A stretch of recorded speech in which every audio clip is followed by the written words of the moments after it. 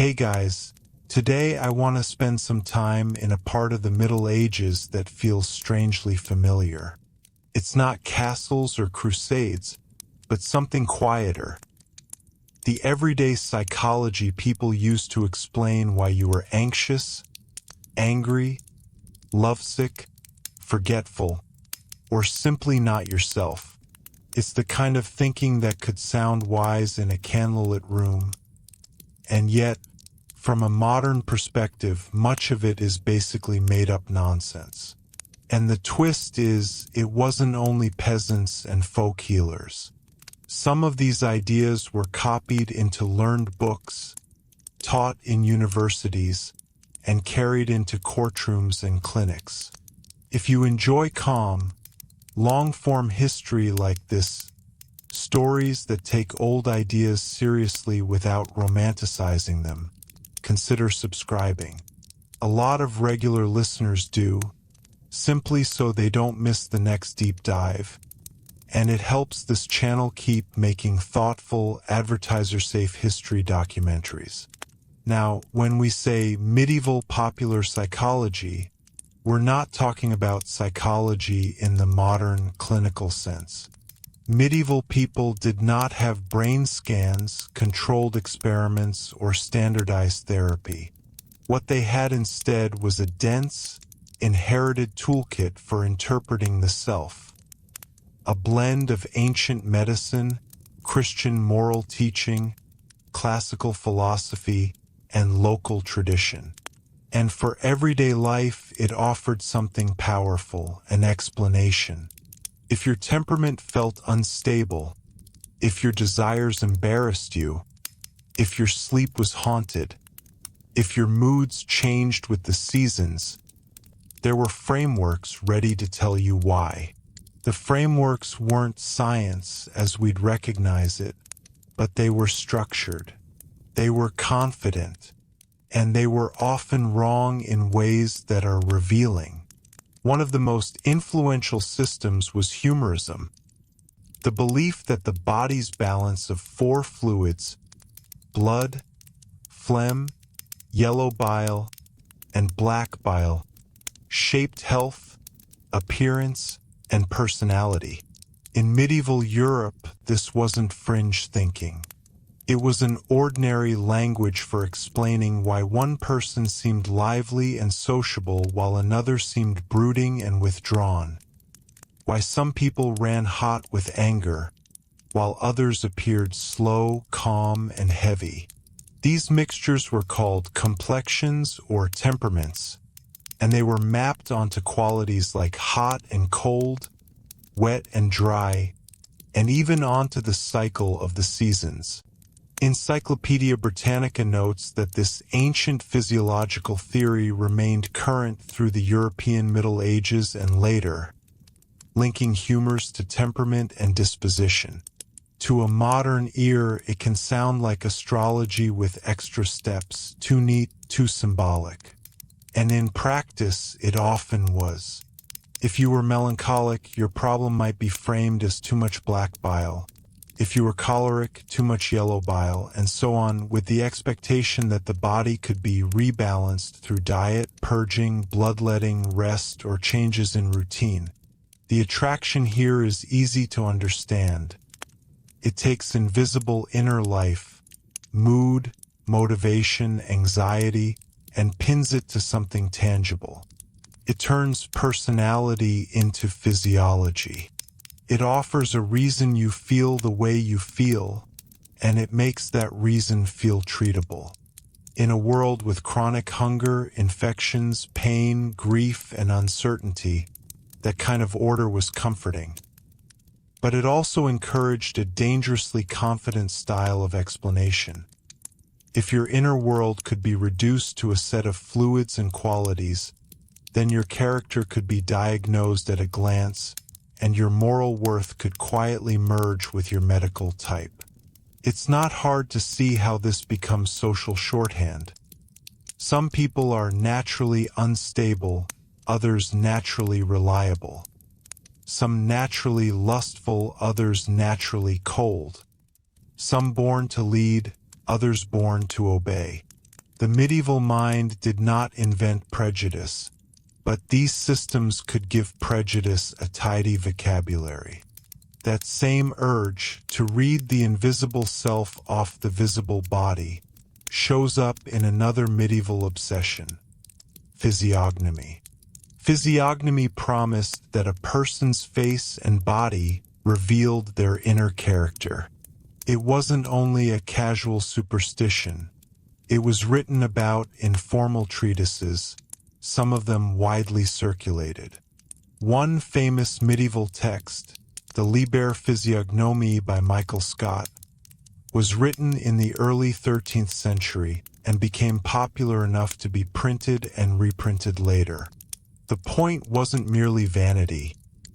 This nose means pride, that forehead means courage, but a broader claim that the body and soul moved in parallel. If the soul had stable traits, the body would bear them like a signature dot. If that sounds like made-up nonsense, it mostly was.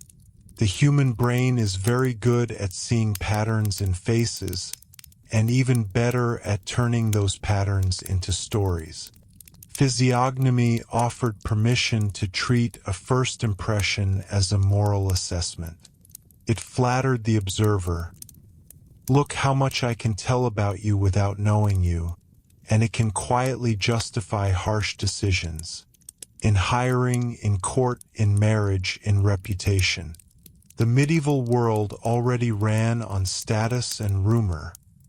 Physiognomy dressed those instincts in the robe of knowledge. The lasting lesson here isn't simply that medieval people believed odd things, but that humans in any era are tempted by systems that turn uncertainty into certainty, especially when the certainty serves power. Then there was the heavens. Medieval and early modern Europe inherited a long tradition that linked celestial bodies to earthly life, including health and temperament. Medical astrology, choosing times for treatments, reading bodily tendencies through cosmic correspondences, was not always treated as magic. It could be presented as a learned craft with rules, charts, and calculations.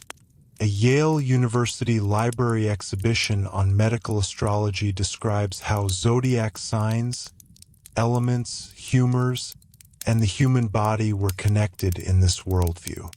The attraction is, again, obvious.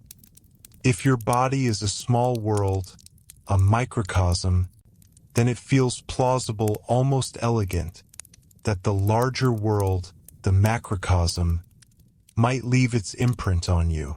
But elegance is not evidence. The stars did not organize human personality. What astrology did organize was anxiety. It gave decisions a cosmic timetable. It offered meaning to randomness. It helped people feel less alone with misfortune, because misfortune could be narrated as part of a larger pattern. And it was compatible with the humoral worldview. If seasons could tug on the body's balance, why not planets? Once you accept that premise, the system can expand endlessly, building a grand explanatory palace on foundations that are never tested. Dreams were another bridge between popular psychology and the supernatural. The Middle Ages inherited multiple dream traditions. Classical ideas about bodily causes, religious ideas about divine warning, and fears about temptation. The key point is that dreams were rarely treated as just dreams. They were information about your health, your sin, your future, or your vulnerability. In some learned works connected with physiognomy and related subjects, dream interpretation sits side by side with bodily readings, as part of a larger attempt to map the hidden person. Michael Scott's Liber Physiognomiae, for instance, is noted as including dream interpretation among its topics. Modern listeners can be tempted to hear this and think, Medieval people were simply irrational. But that's not quite fair, and it's not the most interesting conclusion. Medieval people were rational within a different set of assumptions about what counted as reliable knowledge. They lived in a world where the boundaries between body, mind, and spirit were porous. Emotions were not only feelings, they were movements of the soul and the body together. Temptation could be a moral failing, but also a physical imbalance. Sadness could be grief, but also melancholy. The categories we separate, medical, psychological, spiritual, were braided tightly together. And here's where the story gets more nuanced. Alongside the nonsense, there was also serious medieval thinking about cognition, how perception becomes knowledge, how memory works, how humans and animals differ. Scholastic writers, drawing on Aristotle's De Anima and its commentaries, developed theories of inner senses, mental faculties that organize sensory data into coherent experience, allowing recognition, imagination, and practical judgment. A reference overview of the scholastic inner senses describes it as an attempt to classify cognitive abilities beyond raw sensation, including shared capacities across humans and non-rational animals. In other words, medieval intellectual culture wasn't only staring at the sky or reading faces. It was also building conceptual models of how the mind processes the world. So why does the made-up nonsense side loom so large in popular memory? Partly because its vivid humors and stars and faces are easy to picture, and partly because it's relatable. If you strip away the medieval vocabulary, you can still recognize the human needs underneath. The desire to label personality types, to find simple causes for complex feelings, to turn uncertainty into diagnosis, to believe that the world is readable if you learn the right code. The Middle Ages didn't invent these cravings. They simply gave them especially confident frameworks. What made these medieval psychologies popular wasn't that everyone read the learned treatises, but that the ideas traveled down from Latin into vernacular culture, across from monastery to marketplace, from physician's theory into household practice. A person might not cite Galen by name, yet still speak as if anger was heat, sadness was cold, and appetite revealed character. A person might not own an astrological manual, yet still assume the heavens mattered for health. The content could change from region to region, but the habit stayed the same, explaining the inner self through outward signs and cosmic correspondences. And that habit had consequences. It shaped how people judged one another, how they interpreted suffering, how they disciplined the body, and how they narrated responsibility. If your personality is a complexion, then moral effort might look like physical management. If your desires are a bodily imbalance, then self-control becomes diet, sleep, sex, and regimen. That can sound primitive, but it's also strangely modern in its own way. We still live among personality typologies, quick diagnoses, and confident narratives that promise to decode the human being. The medieval versions simply wore different clothes, and they were more willing to claim certainty where certainty wasn't possible. So the deeper takeaway isn't to laugh at medieval people for believing in humors and physiognomy. It's to notice the shape of the temptation. Systems that feel explanatory because they are total, because they connect everything to everything else, because they offer not only description but guidance.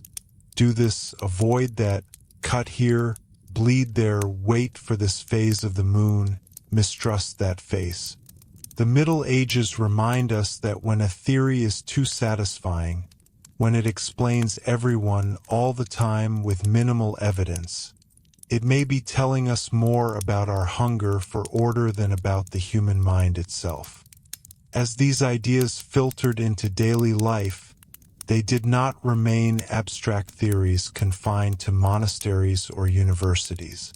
They shaped practical decisions. Medieval medical handbooks advised on diet, sleep, bathing, and exercise according to temperament. A person believed to be naturally hot and dry might be encouraged to eat cooling foods, avoid excessive wine, and regulate anger. Someone considered cold and moist might be urged toward warming spices and stimulating routines. The logic was consistent within its own framework. Balance the qualities, steady the person. What makes this particularly interesting is how moral language blended seamlessly with medical language. Anger was not only a sin, it was heat. Sloth was not only a vice, it was heaviness. Lust was not only temptation, it was excess warmth and moisture. By translating moral struggle into bodily imbalance, medieval psychology made virtue feel physiological. Self-discipline became a kind of health practice. Fasting, prayer, and moderation were not merely spiritual exercises. They were methods of restoring equilibrium. Yet this blending also blurred responsibility. If a person's sadness was labeled melancholy, linked to black bile, then it could be treated as both illness and temperament. In some cases, this may have softened judgment. In others, it hardened it. A melancholic person might be seen as naturally unreliable or overly fearful. Labels stuck. And because the theory sounded learned, grounded in ancient authorities, it carried weight. Courts and rulers were not immune to these assumptions. Advisors sometimes described leaders in terms of temperament, suggesting who was suited for war, who for negotiation, who for study. The language of humors offered a shorthand for political character. It implied that destiny and personality were intertwined at the level of the body itself. Meanwhile, ordinary people absorbed simplified versions. A mother might describe her child as choleric. A neighbor might warn that someone's pale complexion hinted at instability. These weren't always cruel judgments. Often they were attempts to understand unpredictability in a harsh world. Infant mortality was high. Disease was common. Emotional distress had few clear remedies. A theory that organized behavior into types offered reassurance that chaos had structure. At the same time, religious authorities approached the inner life through a different but overlapping lens. Medieval Christian teaching paid careful attention to thoughts, intentions, and habits. Manuals for confession encouraged believers to examine recurring patterns of desire and resentment. This was, in its own way, psychological reflection. It asked individuals to observe themselves, to track impulses, to identify triggers. But unlike humoral medicine, the focus here was less on fluids and more on will and grace. The tension between these approaches is revealing. Was a sudden burst of anger a surge of heat in the blood, or a failure of spiritual vigilance? Was persistent sadness an imbalance of black bile, or a spiritual trial? Medieval culture often refused to choose. It allowed multiple explanations to coexist. A person might seek both prayer and medical treatment without sensing contradiction. And this coexistence shows us something subtle. Medieval popular psychology was not a single, rigid doctrine. It was a layered conversation between inherited science, theology, observation, and folklore. Some layers were clearly mistaken by modern standards. The humors do not determine personality. The stars do not dictate mood. Faces do not reveal moral worth. Yet other layers, careful self-examination, attention to habit, recognition that body and emotion interact, anticipate insights we still value. The real problem was not curiosity about the mind. It was overconfidence.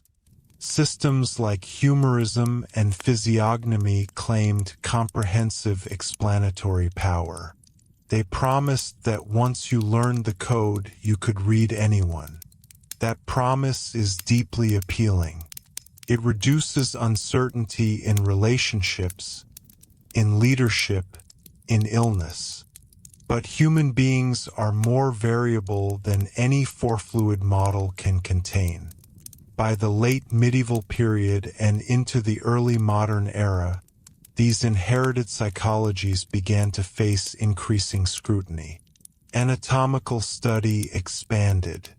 Observers started to question whether bloodletting truly balanced temperament or merely weakened patience. Intellectual currents shifted slowly, not in a single dramatic break, but through gradual doubt. Still, for centuries, medieval popular psychology shaped how people interpreted themselves.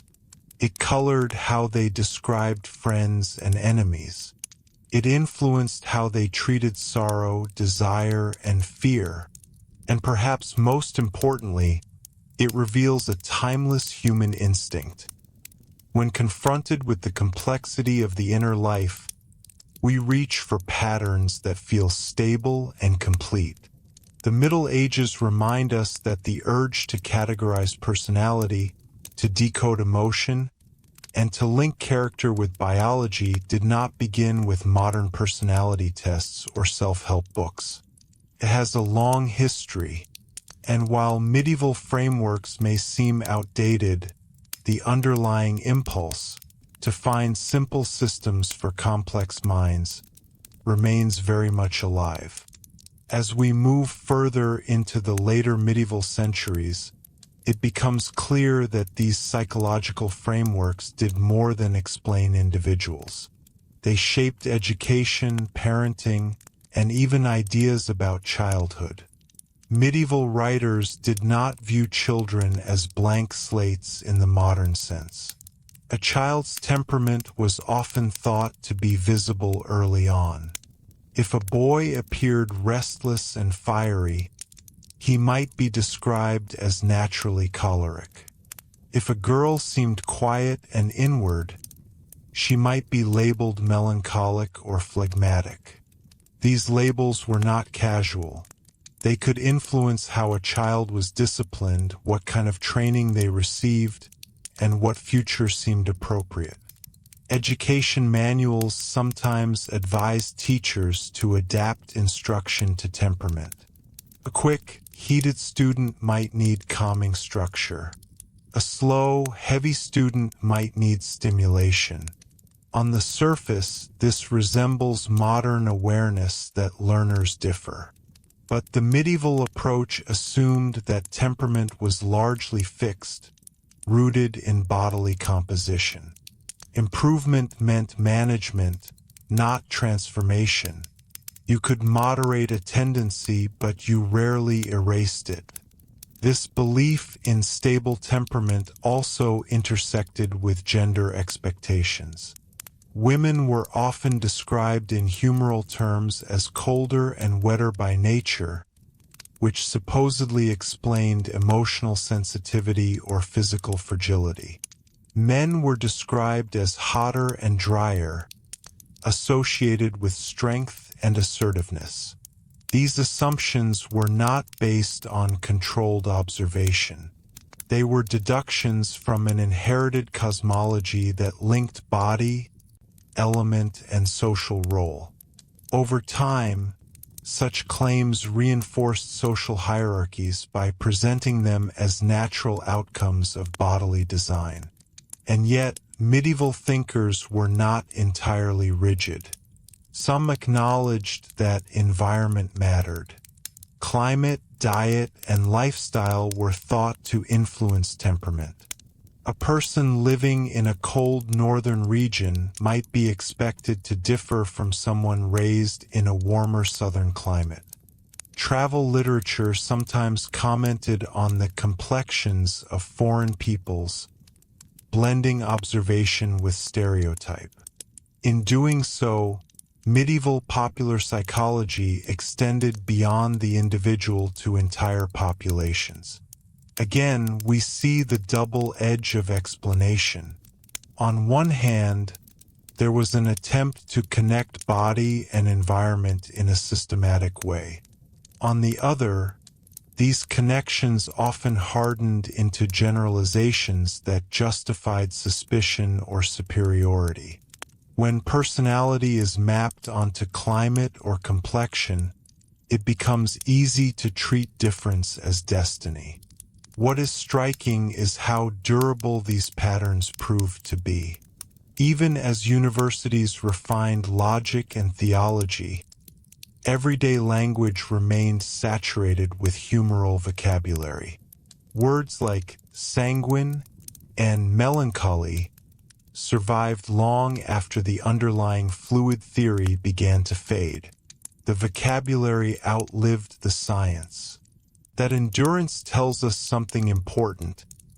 Once a psychological model enters culture, it does not disappear quickly. It becomes metaphor. It becomes habit. By the threshold of the early modern period, Europe was beginning to witness shifts that would slowly unsettle medieval certainties. Anatomists cut into the human body with new precision. Philosophers began separating mind from matter more sharply. Physicians started recording cases with greater attention to variation rather than fitting every patient neatly into 4 types. These changes did not instantly erase humoral or astrological thinking, but they introduced friction.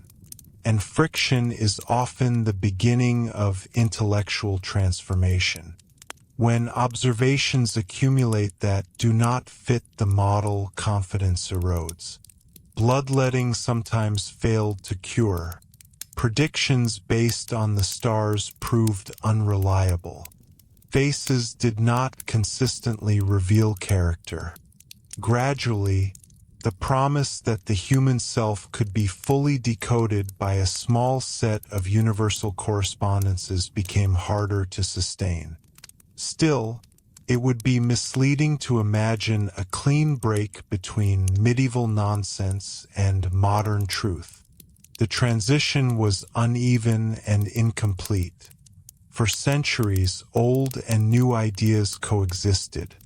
Even today, echoes remain in personality typologies that promise to sort people into a handful of categories, or in claims that subtle physical traits reveal deep character. The language has changed, but the attraction of tidy psychological maps has not. What the medieval experience ultimately offers is perspective. It shows how intelligent, sincere societies can build elaborate systems to explain the mind, and how those systems can feel coherent, persuasive, and useful, even when their foundations are flawed. It reminds us that confidence is not the same as accuracy, and it invites us to approach our own psychological fashions with a measure of humility. In the end, medieval popular psychology was not simply a collection of strange beliefs. It was an earnest attempt to answer enduring questions. Why am I the way I am? Why do others behave as they do? Can character change? Is destiny written into the body? Those questions remain. The Middle Ages answered them with humors, stars, and visible signs. We answer them with neuroscience, therapy, and data. The methods differ. The curiosity is the same. If we step back and look at the broader picture, medieval popular psychology tells us as much about social stability as it does about the inner life. These systems did not survive for centuries because they were absurd. They survived because they were useful. They gave communities a shared language for difference. When someone was unpredictable, withdrawn, excitable, or fearful, there was already a framework waiting to interpret that behavior. The explanation might have been medically incorrect, but it reduced confusion. And in a world where survival depended heavily on cooperation and reputation, reducing confusion mattered. There is also a quieter point worth considering. Medieval people lived much closer to physical vulnerability than most of us do today. Famine, epidemic disease, childbirth complications, and injury were common realities. In that environment, it felt intuitive that the body governed much of life. If fever could alter your thoughts, if hunger could change your mood, if sleeplessness could weaken your judgment, then linking personality to bodily states did not seem irrational. The mistake was not in recognizing that body and emotion interact. The mistake was assuming that four invisible fluids could permanently define the human character. In some monastic settings, writers showed surprising sensitivity to psychological nuance.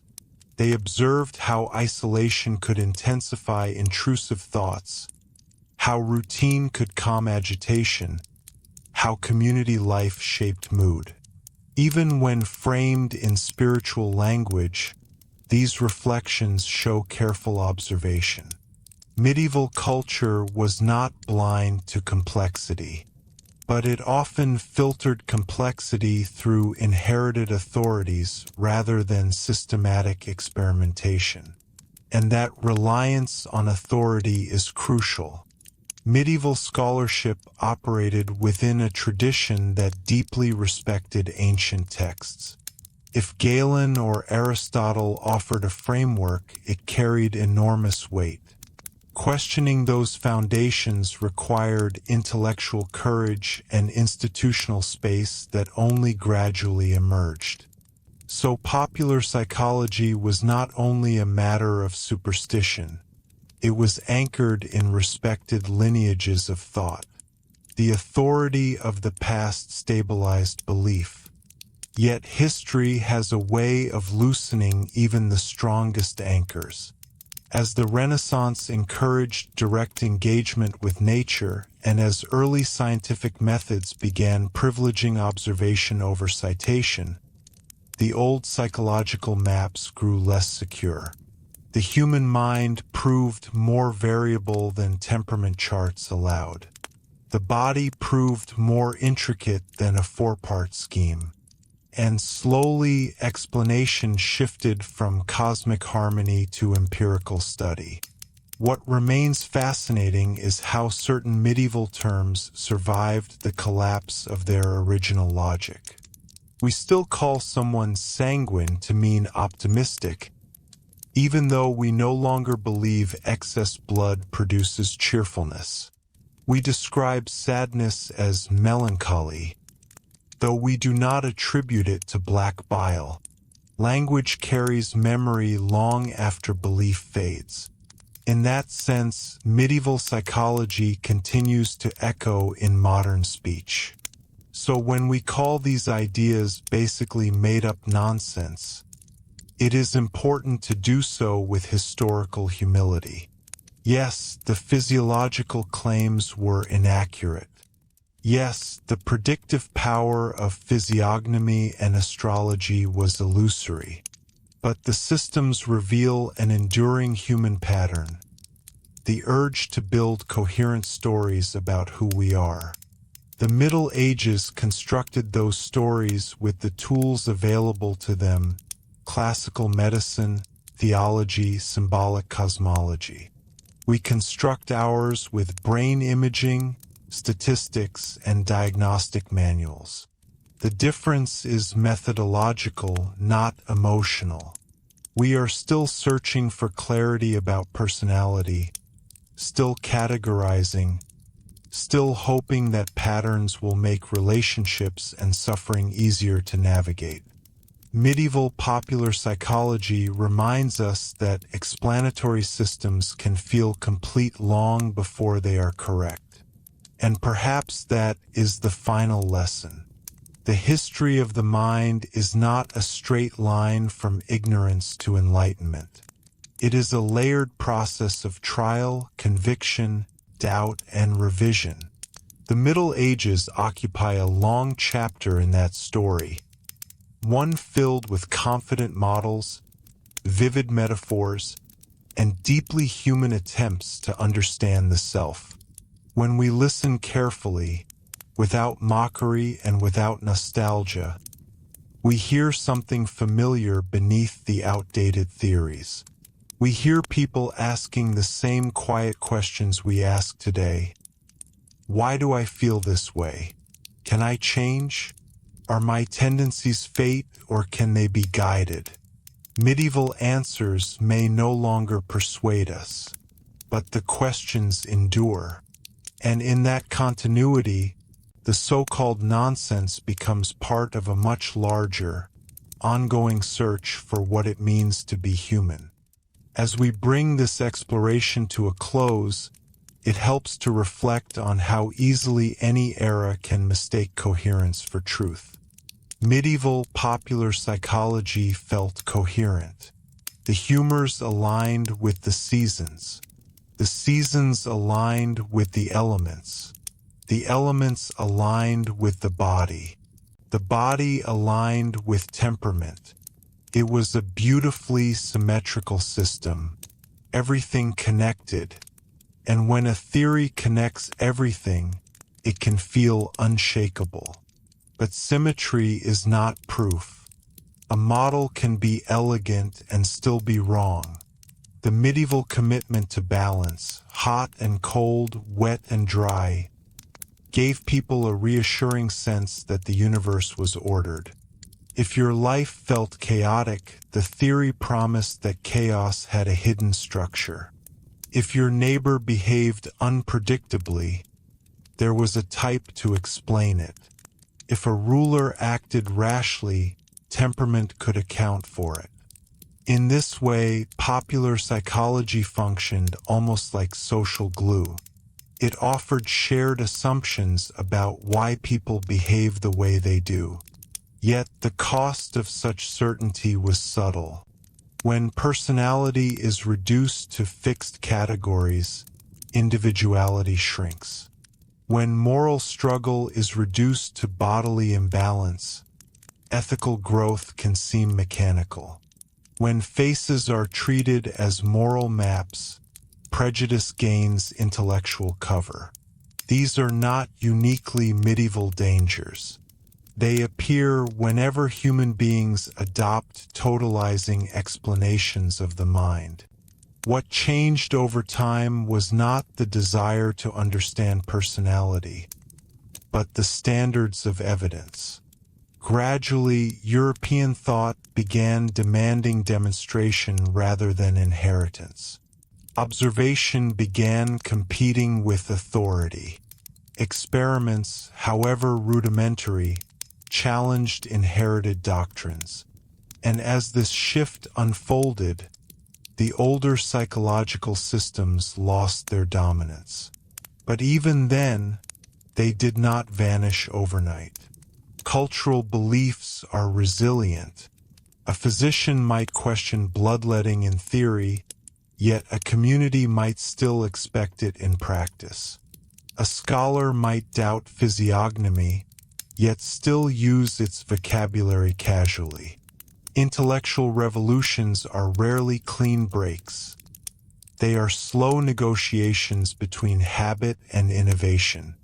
Looking back, it is tempting to frame the Middle Ages as a cautionary tale about ignorance. A more careful reading suggests something richer. Medieval people were not irrational. They were working within a framework that seemed supported by respected texts, lived experience, and shared tradition. They noticed patterns, mood shifts with illness, temperament differences between individuals, environmental influences on behavior. Their mistake was overextending limited observations into universal laws. And that is a risk every age faces. When we group personalities into neat categories, when we lean too heavily on biological explanations for complex behavior, when we assume that a scan or a statistic captures the entirety of a person, we are echoing an old impulse. The tools have changed. The impulse has not.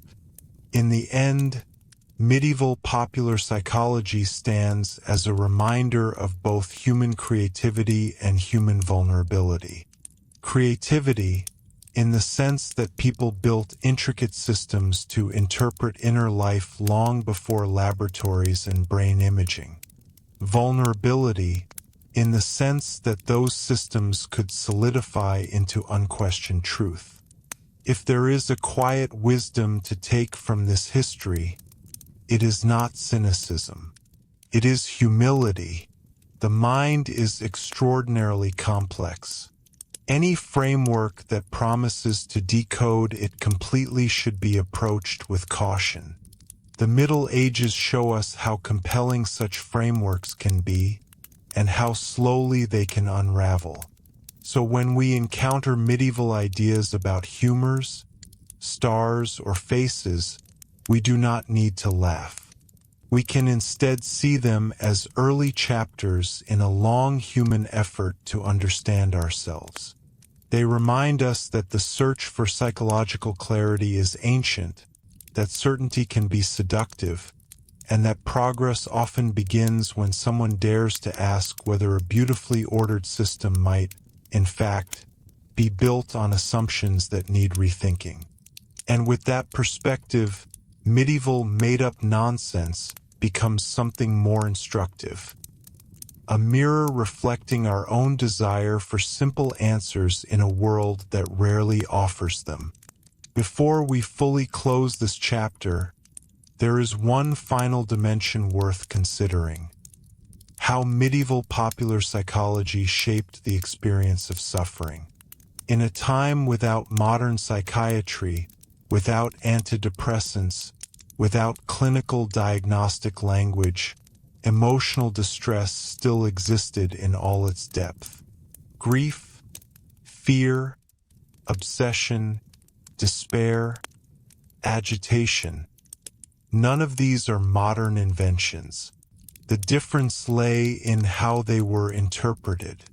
When someone experienced prolonged sadness, medieval observers might call it melancholy. That label carried both limitation and possibility. On one hand, it reduced a complex emotional state to an excess of black bile. On the other, it implied that the condition was part of the natural order, not necessarily a moral failure.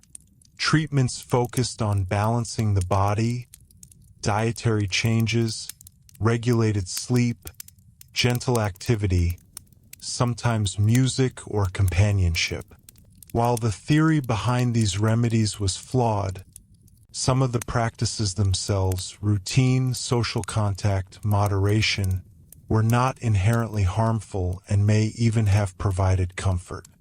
Likewise, anxiety might be described as an overheated temperament or spiritual unrest. A restless mind could be guided toward prayer, structured work, or supervised reflection. The explanations mixed body and soul so seamlessly that emotional care often involved both physical regimen and moral counsel. It was not psychotherapy in the modern sense, but it was a recognition that inner turmoil required attention. At the same time, the limits of the system were clear. Severe mental illness, when it appeared, was often poorly understood. In some cases, extreme behavior was interpreted through spiritual categories such as possession or divine testing. Compassion varied widely depending on community, circumstance, and social status. Without a reliable scientific framework, responses ranged from patient care to fear. Yet even here we should resist oversimplification. Medieval hospitals and charitable institutions did exist, and some were devoted to caring for those considered mentally disturbed. Care was not always cruel. In certain settings, there was genuine effort to shelter and feed individuals who could not function independently. The explanations guiding that care may have been inaccurate, but the impulse to provide structured support was real. This complexity reminds us that historical judgment requires balance. Medieval psychological systems were scientifically mistaken in their foundational claims. The humors do not circulate as personality fluids. The stars do not shape our moods. The structure of a face does not reveal the architecture of a soul. But the human concerns behind those claims, fear of unpredictability, desire for stability, hope for healing, are deeply recognizable. And perhaps that is why the topic continues to resonate with modern audiences. We live in an age saturated with psychological language. Personality tests, cognitive frameworks, behavioral labels, and neurological explanations are everywhere. They promise insight. They promise clarity. They promise, in subtle ways, control. The medieval world reminds us that explanatory systems can dominate culture for centuries before being reconsidered. It teaches us that confidence and consensus are not the same as truth. It encourages us to appreciate scientific progress while remaining aware that future generations may look back at some of our own assumptions with similar skepticism. In the quiet candlelit rooms of the Middle Ages, people searched for answers to the same questions that fill clinics and classrooms today. Why do individuals differ so profoundly? Why does sorrow linger? Why does anger flare? Why does temperament feel so stable, yet sometimes shift under strain? Their answers were shaped by the intellectual tools they inherited. Ours are shaped by ours. History does not mock them. It contextualizes them. And in doing so, it gently challenges us to hold our own psychological certainties with thoughtful caution. As a final reflection, it is worth asking why medieval popular psychology feels so compelling to revisit today. Part of the answer lies in contrast. We are accustomed to thinking of ourselves as living in a scientifically mature age. We have neuroscience, clinical trials, diagnostic manuals, and advanced imaging technologies. Compared to bloodletting and star charts, modern psychology appears precise and grounded. And in many measurable ways it is. But history has a way of unsettling easy confidence. The medieval worldview reminds us that entire civilizations can build intricate, internally consistent explanations of human behavior that later prove incomplete or fundamentally flawed. Humoral theory endured for well over a millennium in various forms. It was taught in respected institutions. It was defended by intelligent scholars. It was integrated into medicine, education, and social life. It felt authoritative because it was embedded in a broader cosmology that made sense of everything from weather patterns to personal temperament. And that embedding is key. Medieval psychology did not stand alone. It was woven into theology, natural philosophy, ethics, and politics. When a theory becomes that interconnected, it is difficult to challenge without unraveling much more than a single idea. Questioning the humors meant questioning the balance of elements. Questioning physiognomy meant doubting long-held assumptions about the harmony between body and soul. Intellectual change, therefore, required not only new data but a new framework for organizing knowledge. What eventually shifted was not merely opinion but method. The gradual rise of empirical observation, of testing claims against repeatable experience, began to chip away at inherited certainties. Anatomists saw structures that did not align neatly with classical descriptions. Physicians noticed that treatments based on balancing humors did not always produce consistent results. Over time, anomaly accumulated. And when anomalies become too numerous to ignore, even elegant systems begin to crack. Still, it would be simplistic to frame medieval psychology as nothing more than error. Within its flawed structure were seeds of genuine insight, the recognition that body and emotion influence one another remains valid. The understanding that habits shape character has strong support in modern behavioral science. The awareness that environment affects mood anticipates later discoveries about climate, light exposure, and seasonal patterns. Medieval thinkers were observing real phenomena. They were simply interpreting them through symbolic and pre-scientific lenses. There is also a social lesson embedded in this history. Popular psychological models shape how societies treat difference. When personality is categorized rigidly, expectations harden. When behavior is attributed to destiny, whether bodily fluid, star alignment, or fixed temperament, room for growth can narrow.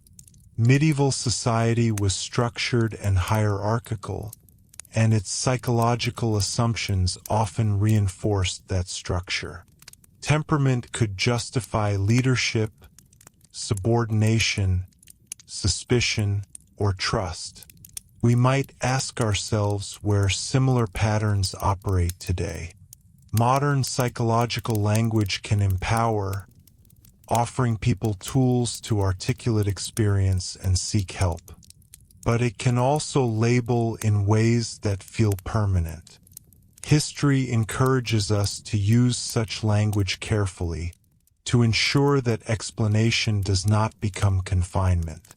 Perhaps the most enduring takeaway from medieval popular psychology is humility about certainty.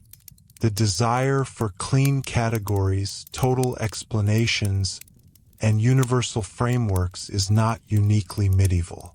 It is human. We are uncomfortable with ambiguity, especially when it concerns identity and behavior. Systems that promise clarity are deeply attractive. They give the impression that if we learn the rules, we can predict outcomes, manage personalities, and correct imbalance.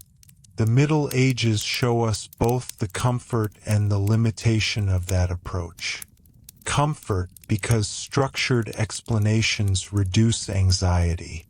Limitation because the human mind resists reduction to simple formulas.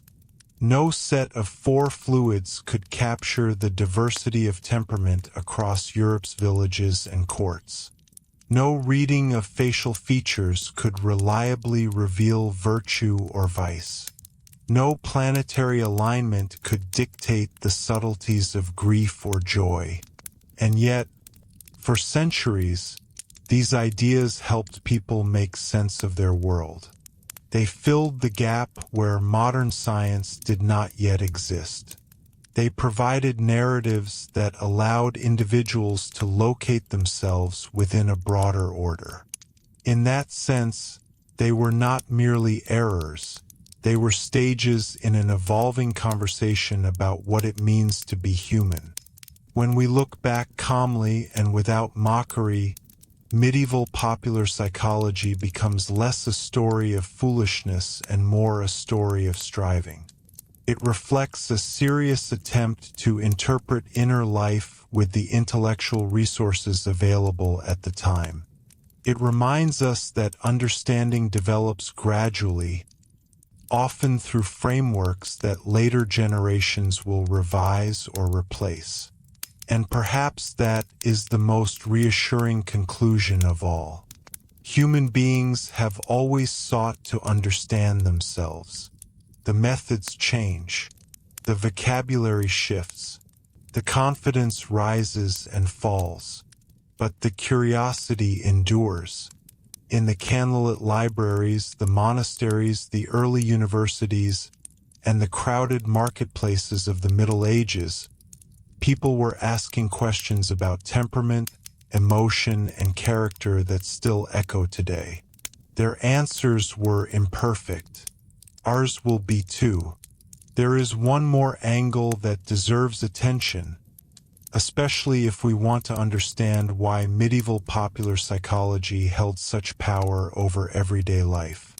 These systems did not merely explain the mind, they organized time itself. The rhythm of the year, spring, summer, autumn, winter, was believed to correspond with bodily states and emotional tendencies. Youth was associated with heat and moisture, old age with cold and dryness.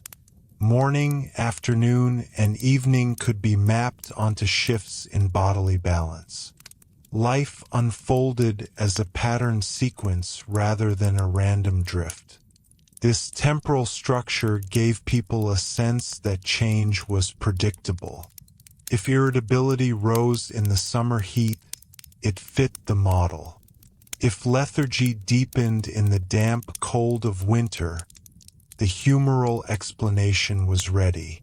Even aging could be interpreted as part of an orderly progression of qualities. In a world with limited medical intervention, the idea that decline followed natural laws may have provided comfort. Suffering was not meaningless. It belonged to a cycle. At the same time, this cyclical thinking could limit imagination. If old age was inherently cold and dry, then diminished vitality might be treated as inevitable rather than preventable. If youth was naturally impulsive due to excess heat, then youthful behavior could be dismissed rather than guided. The framework subtly shaped expectations of what people could become. Another dimension worth noting is how medieval psychological ideas intersected with emerging urban life. As towns expanded and trade networks grew, individuals encountered strangers more frequently. In small rural communities, reputation developed over years of familiarity. In busier settings, quicker judgments were necessary. Physiognomy and temperament theory offered shortcuts. They promised that one could assess character rapidly without long acquaintance. In commercial environments where trust mattered, this claim was attractive. But shortcuts carry risks. When appearance becomes evidence, bias can solidify quickly. Medieval urbanization did not invent snap judgment, but popular psychological theories helped rationalize it.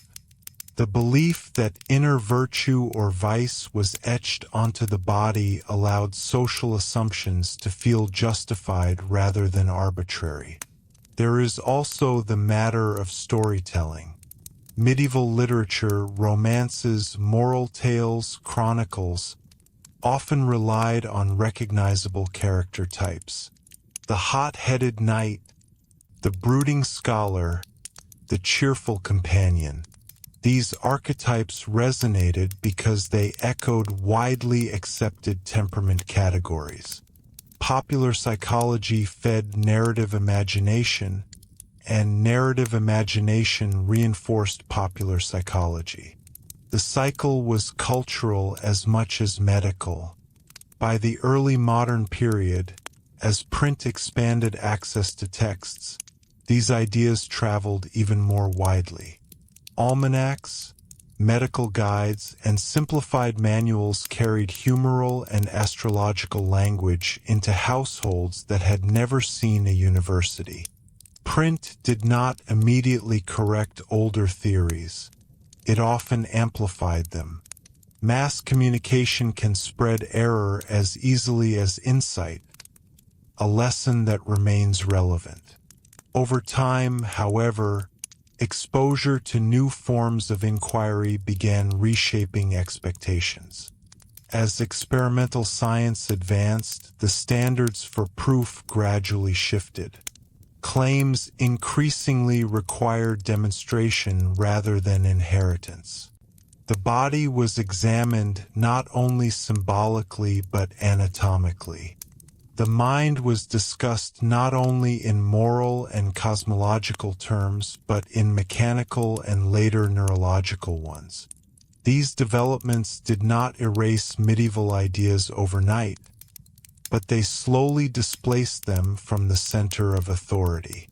And yet, even as formal doctrine changed, cultural memory persisted.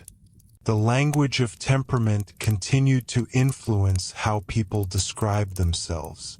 The appeal of categorization did not fade. It simply adopted new forms. The story of medieval popular psychology, then, is not a closed chapter. It is part of a longer continuum in which each age builds models that feel comprehensive, until they no longer do. What makes the medieval case especially instructive is its clarity. The distance in time allows us to see the limitations of humors and physiognomy without defensiveness. We can acknowledge their errors comfortably. That distance should encourage a gentle question. Which of our current psychological certainties will appear similarly provisional centuries from now? History does not require us to distrust modern knowledge. It asks us to recognize that knowledge evolves. Medieval thinkers were not careless. They were constrained by the tools and assumptions available to them. Their desire to understand temperament, emotion, and character was sincere.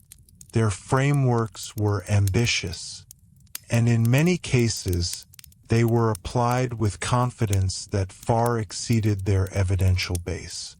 In the end, medieval popular psychology is less about fluids and stars than about human longing for order. It shows how deeply we want the mind to be legible, how much comfort we derive from the belief that personality can be mapped, categorized, and predicted. It also shows how slowly such maps are revised. So as we leave the Middle Ages behind in this discussion, we do so not with ridicule, but with perspective. The candlelit scholars, physicians, monks, and townspeople who spoke of humors and temperaments were participating in a centuries-long attempt to decode the self. Their conclusions were incomplete, but their questions about why we differ, why we suffer, why we change, remain very much alive. And that continuity is perhaps the most enduring truth of all. If we look at the medieval world from a slightly different angle, we can see that popular psychology also functioned as a moral compass. It did not simply describe how people were. It suggested how they ought to live. The language of balance implied an ideal state. To be virtuous was, in many ways, to be well-proportioned, neither too hot nor too cold, neither too impulsive nor too lethargic. Moderation was not only a philosophical virtue inherited from Aristotle. It was a bodily necessity within the humoral scheme. This alignment between morality and physiology gave ethical teaching a kind of physical immediacy. Excess anger was not just spiritually dangerous. It was unhealthy. Overindulgence in food or drink was not just morally questionable. It disturbed the body's equilibrium. Even intellectual life was sometimes framed in these terms. Too much study could dry the body and produce melancholy. Too much idleness could dampen the spirit and invite stagnation. The ideal life was balanced in thought, diet, emotion, and behavior. In that sense, medieval popular psychology reinforced a culture of self-monitoring. Individuals were encouraged to observe their reactions, to note recurring moods, to adjust habits accordingly. While the theoretical explanation for this practice was flawed, the act of reflection itself was not trivial. People were urged to consider how patterns shaped their character. They were asked to think about cause and effect within their own lives, even if the causes were misunderstood. There is also something revealing about how medieval society linked psychology with community responsibility. Emotional disturbance was rarely treated as entirely private. If someone's temperament disrupted social harmony, it became a communal concern. Families, religious leaders, and local authorities might intervene, not always gently, but with the assumption that personal imbalance had public consequences. Personality was not purely individual. It was woven into social order. This contrasts with modern tendencies to frame psychological experience primarily as personal identity. Medieval culture was less interested in labeling a person permanently and more interested in maintaining stability within a shared structure. The methods used to achieve that stability could be misguided, but the underlying priority was cohesion. As intellectual currents shifted during the Renaissance and beyond, the language of humors and cosmic correspondences gradually lost institutional authority. New anatomical discoveries revealed the complexity of organs and circulation. Observers began paying closer attention to nerves and the brain. The body no longer appeared as a simple container of four balancing fluids. It appeared intricate, layered, and resistant to neat classification. That growing complexity forced a reevaluation of personality theories. If the body itself was more detailed than previously imagined, then explanations of temperament had to adapt. Over time, psychological inquiry began separating more decisively from cosmology. The stars were pushed farther away from the clinic. Character was studied less through facial lines and more through behavior and reported experience. And yet, the medieval inheritance did not vanish completely. Its vocabulary lingered. Its emphasis on balance influenced later medical and philosophical traditions. Even the cautionary tale it provides has become part of intellectual heritage. The memory of humoral theory serves as a reminder of how persuasive comprehensive systems can be. Perhaps the most important lesson, however, lies in scale. Medieval popular psychology operated at a grand, unified scale. It tried to explain the individual, the body, society, nature, and the heavens within one coherent design. Modern thought tends to fragment those domains into specialized disciplines.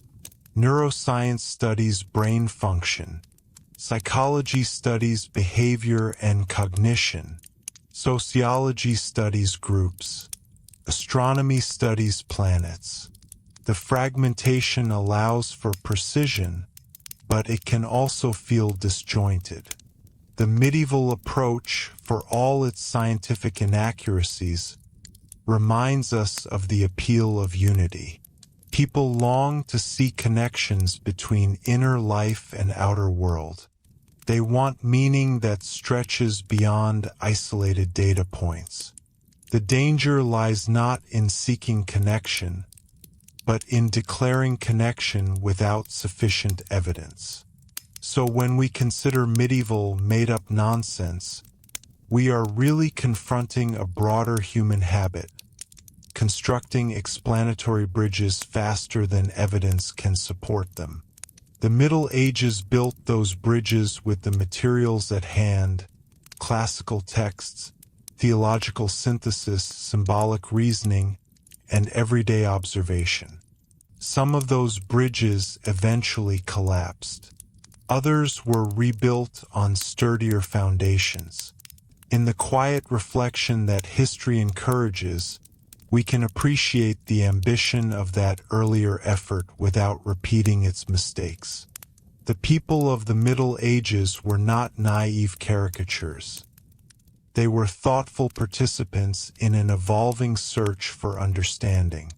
They asked enduring questions about temperament, morality, and mental suffering. Their answers were limited by context, but their curiosity was genuine. And that curiosity, persistent, restless, unwilling to ignore the mysteries of the mind, is what ultimately connects their world to ours. As we take one last step back from the medieval landscape, it becomes clear that what truly defined popular psychology in that era was confidence. Not loud confidence, not arrogance in the modern sense, but a settled assurance that the structure of reality was intelligible. The body mirrored nature. Nature mirrored the cosmos. The cosmos reflected divine order. Within that chain of correspondences, the human mind had its place. When a society believes that the universe is ordered in this way, psychological explanation feels less like speculation and more like discovery. To describe someone as melancholic was not to invent a label. It was to locate them within a grand architecture of meaning. To speak of excess heat or coldness was to draw on a vocabulary that connected kitchen, clinic, monastery, and royal court alike. The same language could describe weather, food, personality, and morality. That unity is difficult for us to imagine now. And yet, that unity also meant vulnerability. When a single framework governs so many areas of life, its weaknesses ripple widely. If the theory of humors falters, it affects medicine. If physiognomy proves unreliable, it unsettles assumptions about leadership and trust. If astrology loses credibility, it alters how time and fate are perceived. Intellectual systems that aim to explain everything must withstand scrutiny from many directions. Medieval psychology eventually faced that pressure.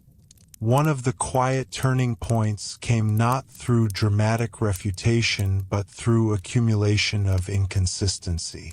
Treatments based on humoral balancing did not produce uniform outcomes. People of similar complexion behaved differently. Astrological predictions failed too often to ignore. The world proved messier than the diagrams suggested. Over generations, that messiness created doubt. Doubt, in this case, was productive. It opened space for more localized study of the body and mind.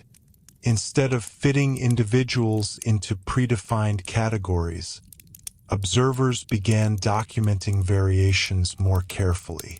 Instead of assuming fixed temperaments, thinkers experimented with environmental and experiential explanations.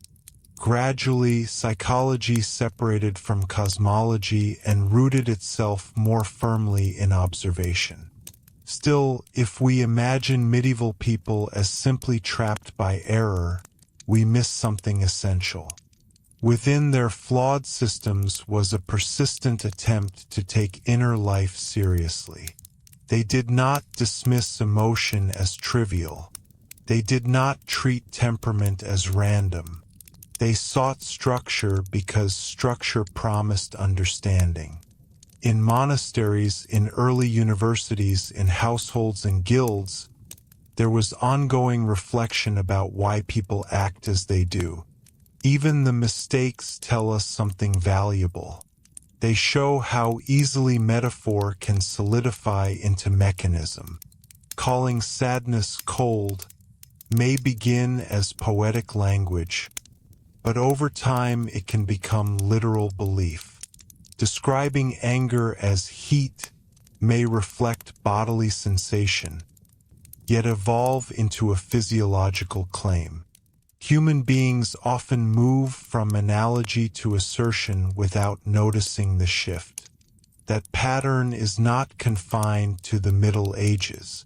It appears whenever symbolic language becomes reified, whenever a helpful comparison is mistaken for a concrete explanation. Medieval popular psychology offers a clear historical example of that process, preserved at a safe distance for us to examine calmly. There is also a deeper continuity worth recognizing.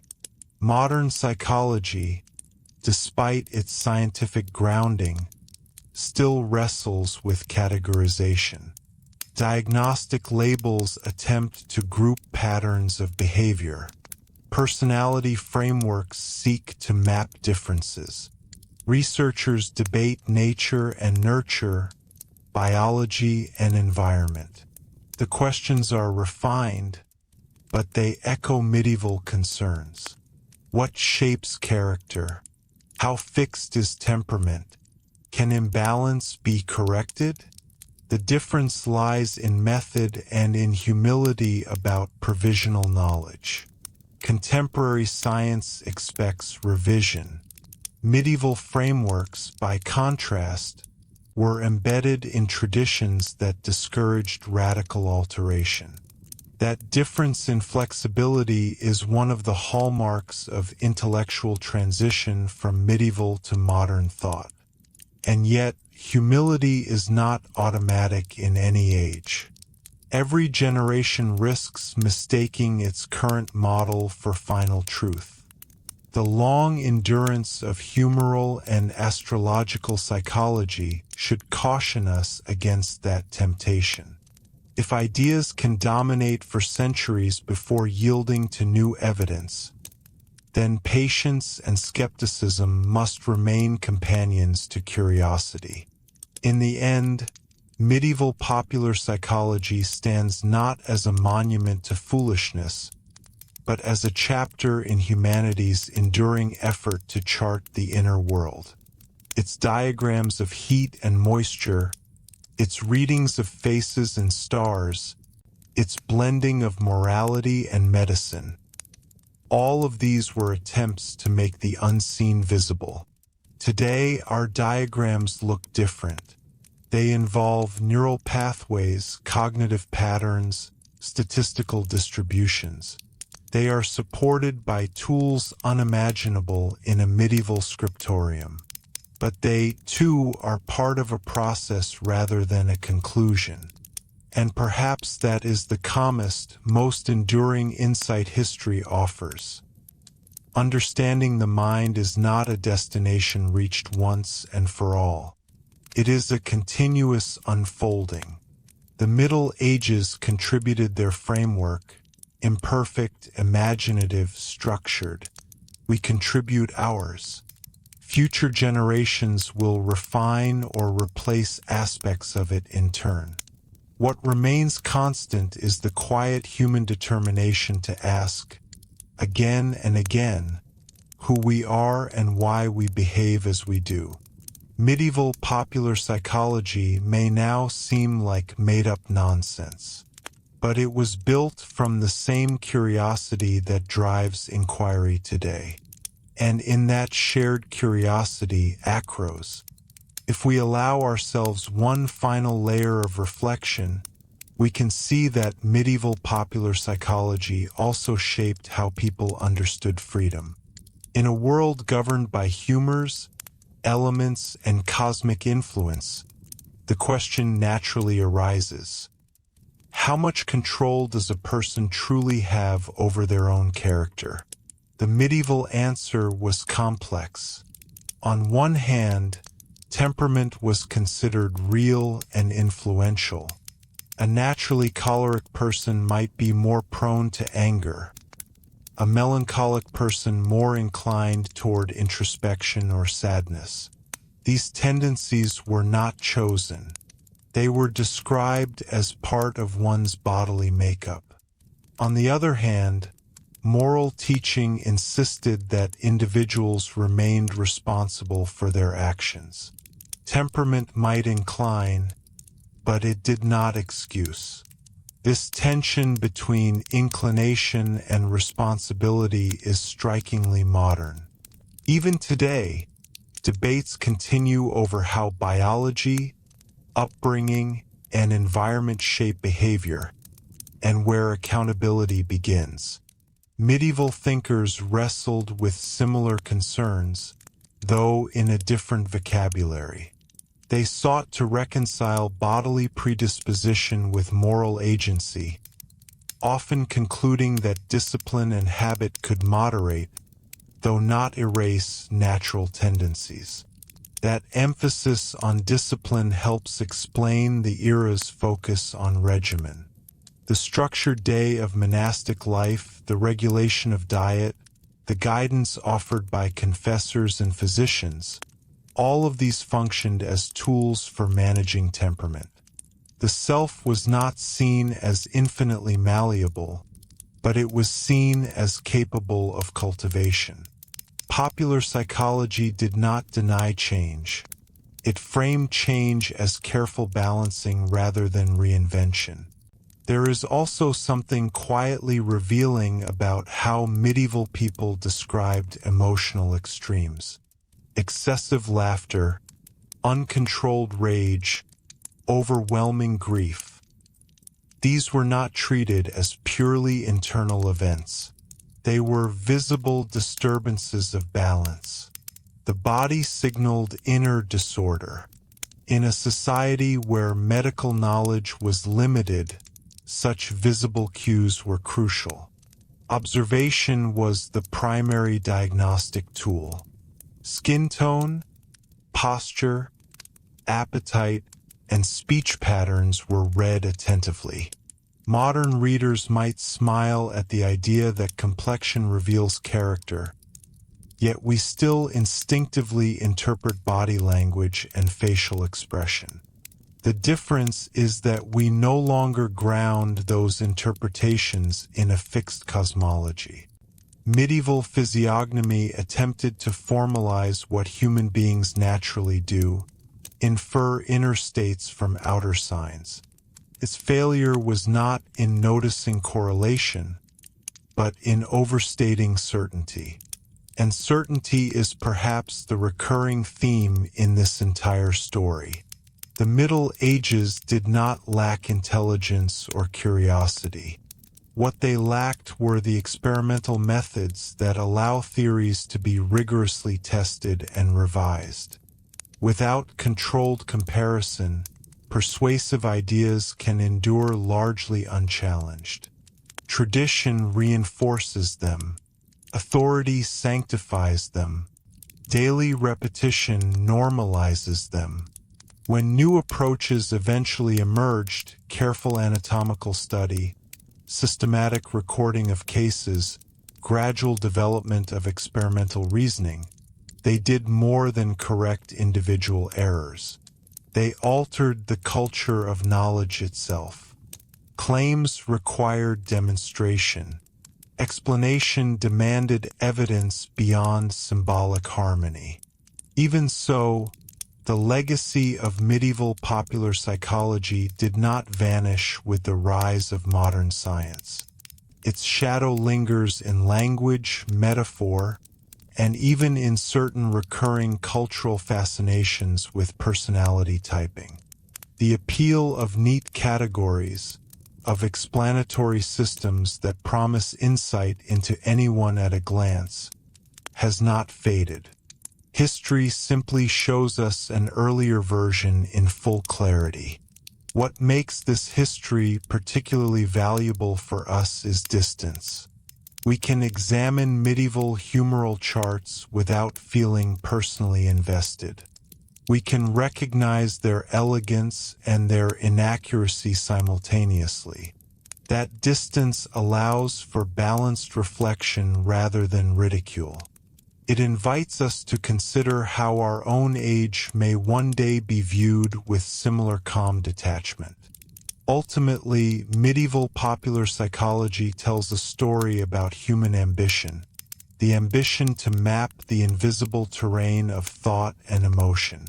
It reveals how strongly we desire coherence, how deeply we value frameworks that transform uncertainty into pattern. It also reminds us that pattern is not always proof. The people of the Middle Ages lived without laboratories, without brain scans, without statistical models. Yet they refused to leave the mind unexplored. They constructed theories that connected body, soul, and cosmos in ways that felt meaningful and ordered. Some of those constructions have crumbled. Others have been reshaped into metaphor. All of them belong to a larger, ongoing attempt to understand ourselves. And that attempt continues. Each generation refines its tools, questions its assumptions, and builds new models. Medieval popular psychology may now appear outdated, even naive, but it stands as evidence of something enduring, the steady human effort to bring clarity to the mysteries within. In the quiet arc of history, that effort matters more than any single mistaken theory. As we reach the quiet end of this long exploration, it is worth sitting for a moment with the broader atmosphere of the medieval mind.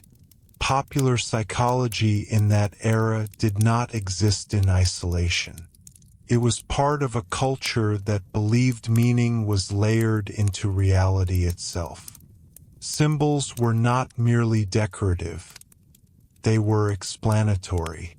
Heat and cold were not just physical sensations. They were moral and emotional descriptors. The human being was understood as a small reflection of a much larger cosmic order. Within that worldview, it made sense that temperament could be read like a map. If the universe was structured harmoniously, then imbalance in the body signaled a disturbance in that harmony. If nature operated through cycles and correspondences, then personality could be organized into predictable patterns. This was not random speculation. It was reasoning from shared premises, premises that felt as stable to them as empirical science feels to us. But the stability was conditional. It depended on the authority of inherited texts and the absence of systematic contradiction.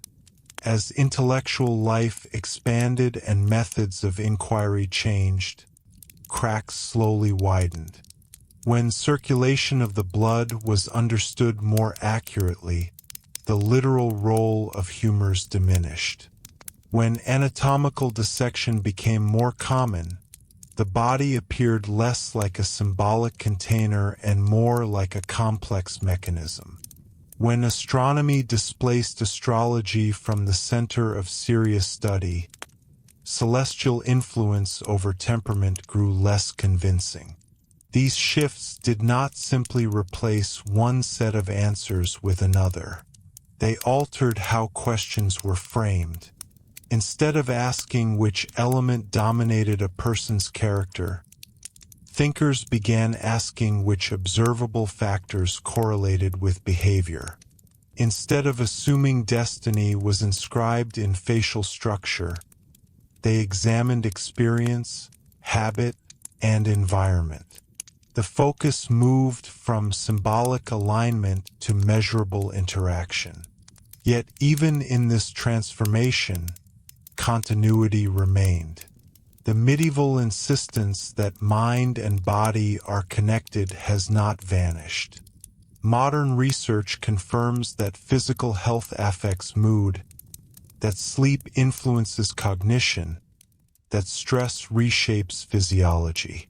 The difference lies in precision and proof. Where medieval theory relied on analogy, modern science relies on controlled evidence. This comparison should not tempt us into complacency.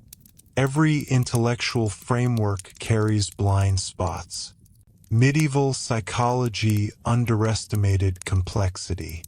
It overvalued symmetry. It assumed universality where variability ruled. But it also reminds us that even flawed systems can foster reflection.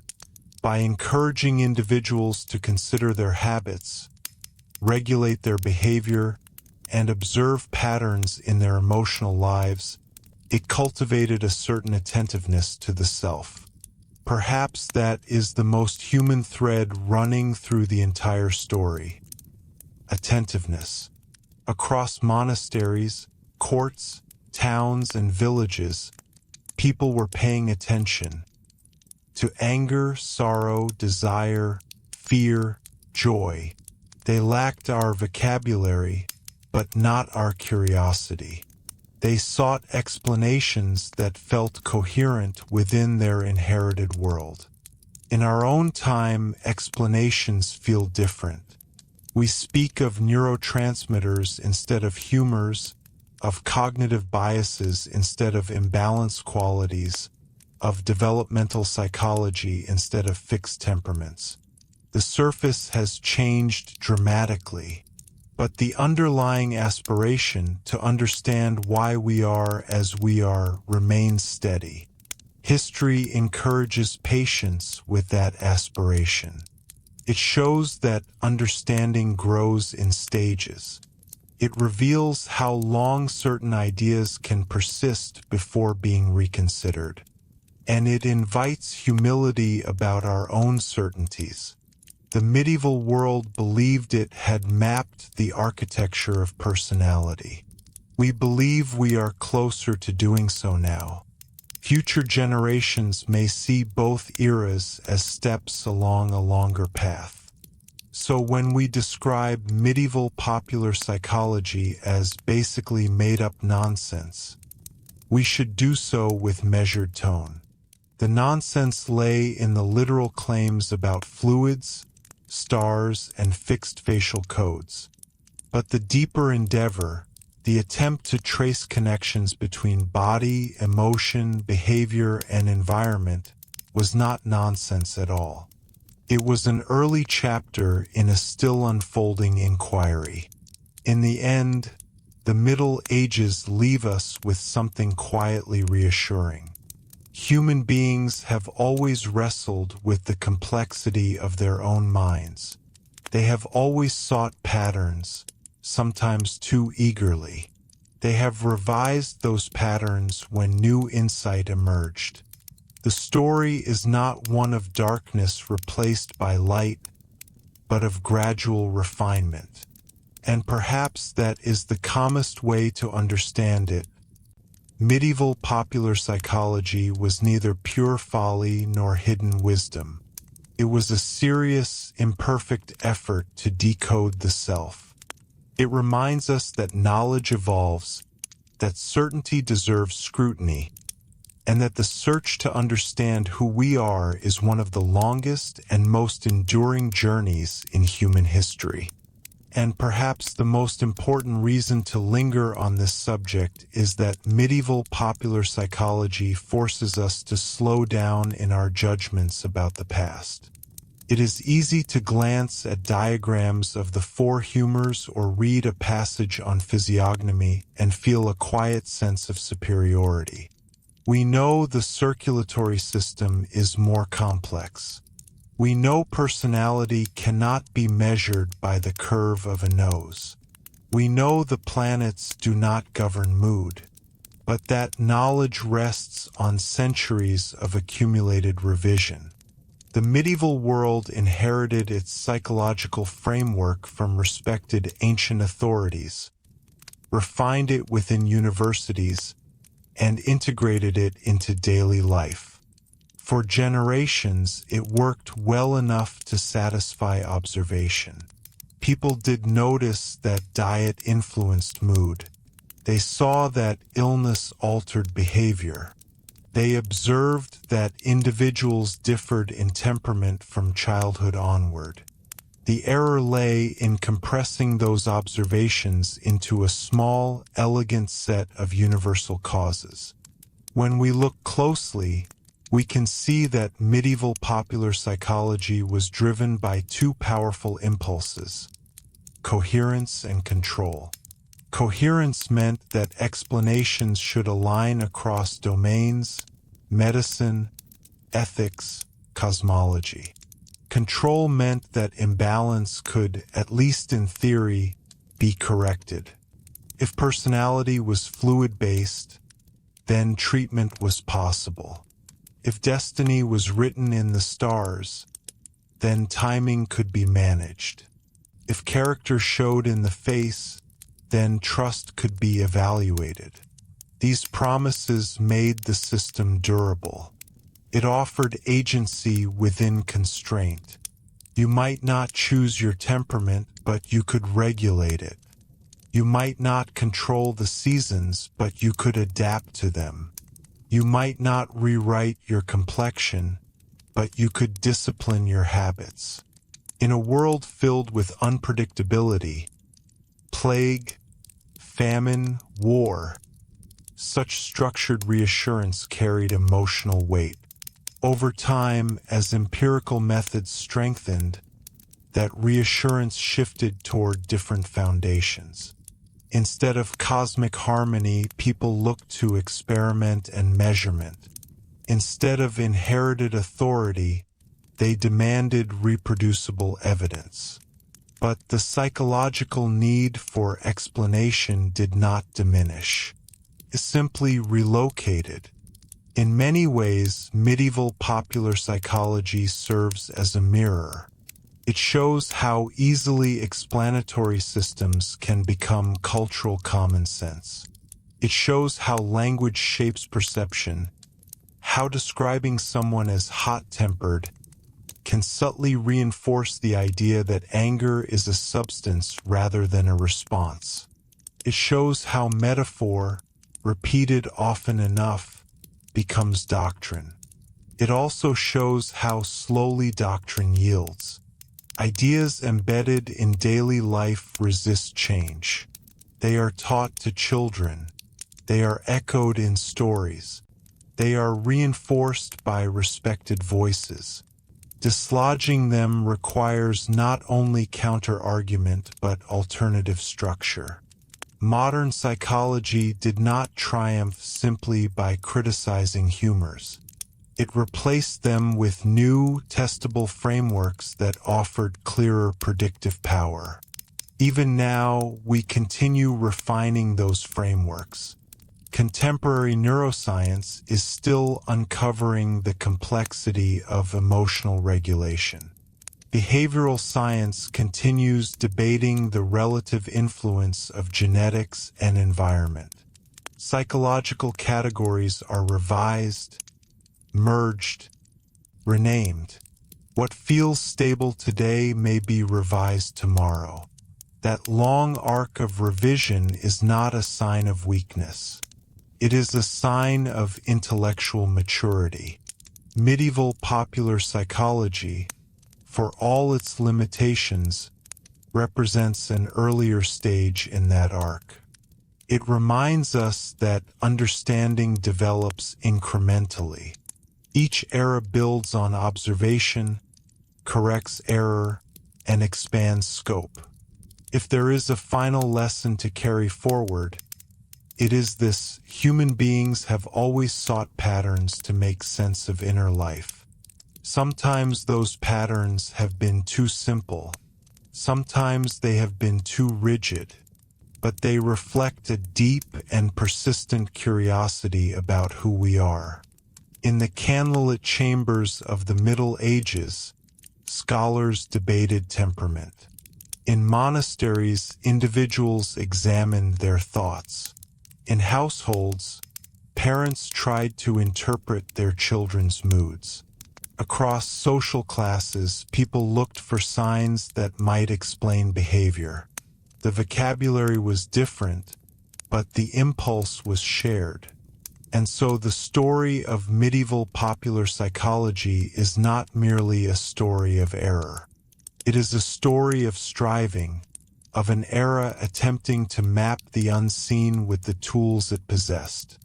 We can recognize its mistakes without dismissing its effort.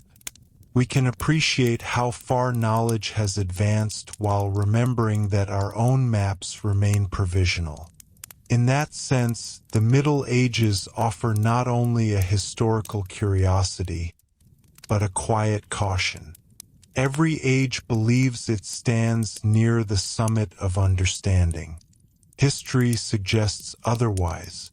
Understanding is always unfolding, and the search to comprehend the mind, its moods, its patterns, its mysteries, is likely to continue as long as human beings remain curious about themselves.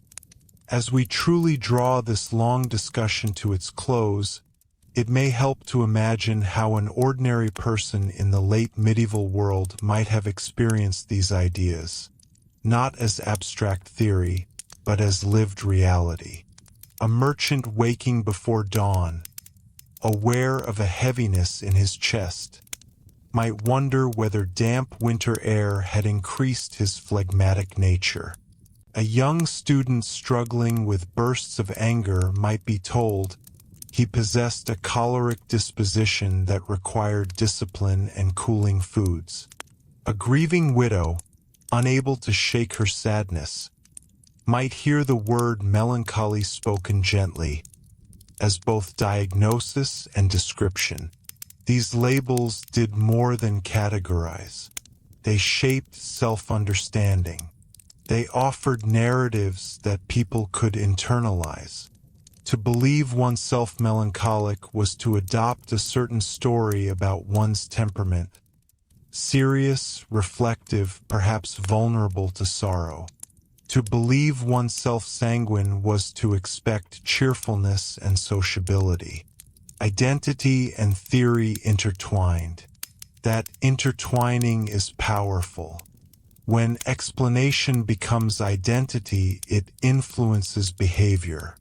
If you are told repeatedly that your nature is fiery, you may interpret your reactions through that lens.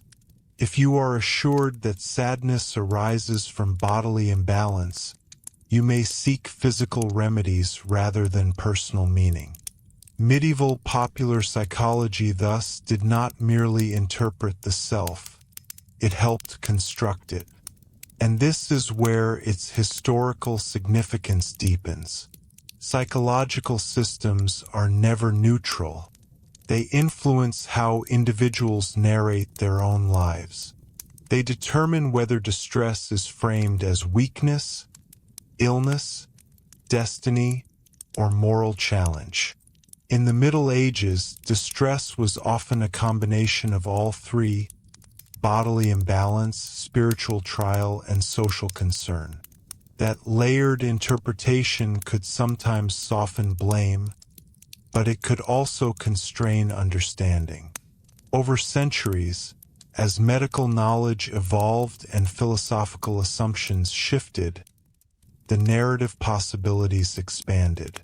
The self became less a fixed mixture of elements and more a dynamic interplay of biology, experience, and environment. Yet even now, modern individuals continue to define themselves through available frameworks, diagnostic terms, personality inventories, cultural narratives about introversion and extroversion, resilience and sensitivity. The medieval case reminds us that such frameworks are historically situated. They feel natural because we are immersed in them. To medieval minds, the four humors felt as plausible as neurotransmitters do to us. The difference lies in the evidentiary base, not in the human impulse to organize complexity. There is also a certain humility in recognizing how much medieval thinkers attempted to synthesize. They sought a unified explanation that connected physical health, emotional stability, moral character, and cosmic order. Modern specialization has divided those fields into separate disciplines. That division increases precision, but it can fragment perspective. Medieval popular psychology, for all its inaccuracies, aimed at wholeness. Of course, wholeness built on insufficient evidence can mislead. The elegance of a theory does not guarantee its truth. The Middle Ages demonstrate how coherence can substitute for proof when alternative methods are unavailable. They also show how deeply embedded explanations can persist long after cracks appear. And yet, it would be wrong to see only limitation. Within that medieval framework were countless acts of care. Parents attempting to guide temperament, healers trying to balance illness, spiritual advisors encouraging self-examination. The tools were imperfect, but the concern was genuine. People were not indifferent to suffering. They were actively seeking ways to understand and alleviate it. That human continuity may be the most important thread in this story. Across centuries, across changing vocabularies, the desire to understand personality and emotion remains constant. We inherit questions from the past even as we discard its answers. So when we reflect on medieval popular psychology, the humors, the physiognomy, the astrological correspondences, we can do so without condescension. These ideas were not random fantasies. They were structured attempts to decode experience using the intellectual resources available at the time. In the quiet sweep of history, that effort deserves recognition. It reminds us that knowledge grows through stages, that certainty often precedes correction, and that each generation works within limits it may not fully see. The Middle Ages do not offer us correct diagrams of the mind. They offer something subtler, a reminder that understanding evolves, that explanatory systems must be tested, and that humility is essential in any age that claims insight into the human soul. And perhaps that is the calmest conclusion we can reach. Medieval popular psychology may now appear outdated, even misguided, but it stands as part of a long and ongoing journey, a journey defined not by perfection, but by persistent curiosity about what it means to think, to feel, and to be human. As a final meditation on this subject, it is worth considering how differently time moves in intellectual history compared to our own expectations. In the modern world, theories can rise and fall within decades. New research spreads instantly. Revisions are published, debated, and absorbed with remarkable speed. In the medieval world, change moved slowly. Ideas matured across generations. A framework like humoral theory was not simply a hypothesis. It was a cultural inheritance. Because of that, medieval popular psychology carried a kind of stability that is hard for us to imagine. A child born in the 13th century would likely hear the same explanations for temperament that their grandparents had heard. Physicians, clergy, and teachers drew from shared authorities. This continuity created intellectual cohesion. It also made revision difficult. When a theory is woven into daily vocabulary, it feels less like an optional model and more like common sense. That sense of common sense is powerful. It shapes instinctive judgments. It guides advice offered casually in conversation. It determines which explanations sound plausible and which sound absurd. In the Middle Ages, suggesting that personality had no relation to bodily qualities would have seemed as implausible as denying gravity might seem today. The cultural consensus reinforced belief. Yet consensus, as history repeatedly shows, is not a guarantee of accuracy. Over centuries, gradual accumulation of contradictory observations began loosening the hold of inherited models. Anatomical discoveries, improved record-keeping, and more systematic comparison of cases made it harder to maintain the older simplicity. The human body and mind revealed layers of complexity that resisted reduction to 4 fluids or a handful of elemental qualities. Still, even as the scientific revolution reshaped European thought, echoes of medieval psychology lingered. Language preserved them. Literature echoed them. Everyday metaphors carried them forward. When we describe someone as hot-blooded or cold-hearted, we unknowingly invoke centuries-old assumptions about emotional temperature. The literal belief may have faded, but the imagery endures. That endurance highlights something fundamental about human cognition.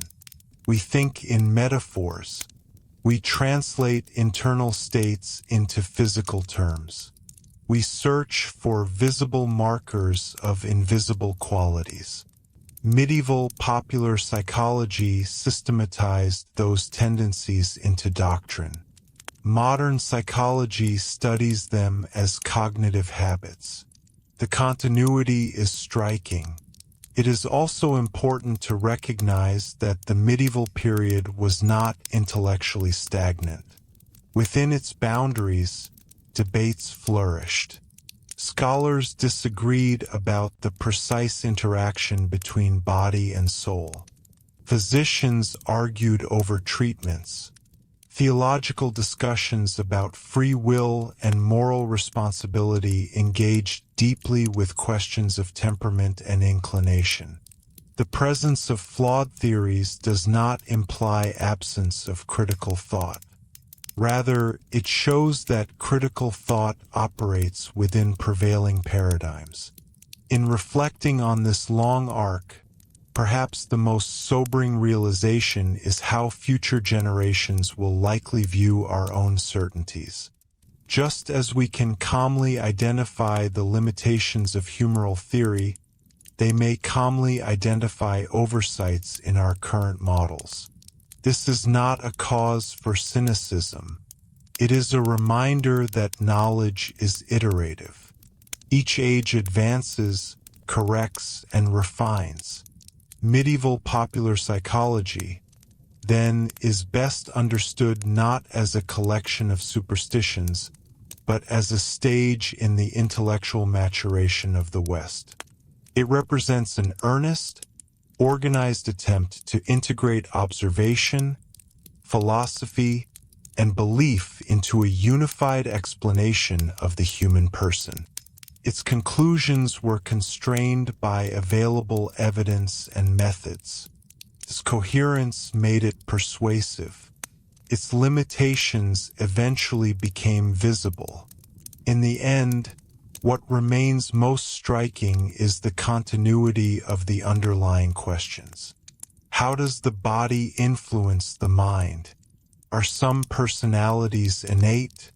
Can emotional imbalance be corrected? Where does responsibility begin if inclination is strong? These questions were alive in medieval Europe, and they remain alive today. If we approach the past with patience, we find less reason for dismissal and more reason for reflection. The medieval search for psychological understanding was neither foolish nor fully informed. It was human, structured, ambitious, imperfect, and that humanity bridges the centuries.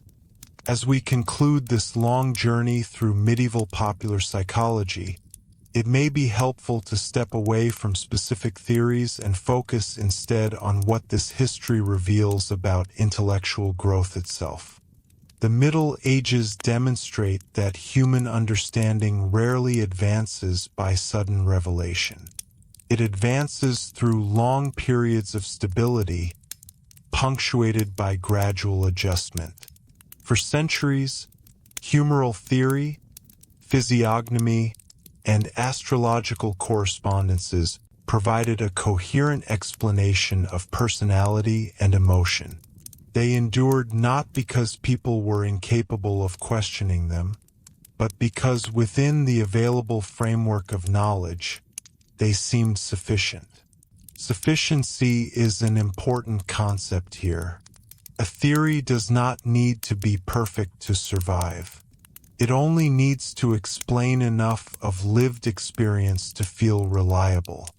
Medieval people saw that diet influenced mood, that illness altered behavior, that climate affected energy, that individuals differed consistently in temperament. Humoral language organized these observations. It created a vocabulary that felt practical.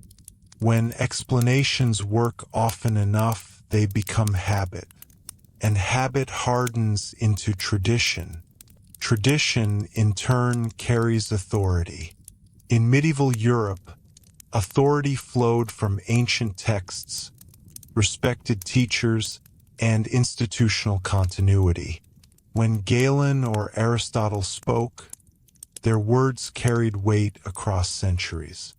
Questioning them required not only new evidence but also a shift in cultural confidence.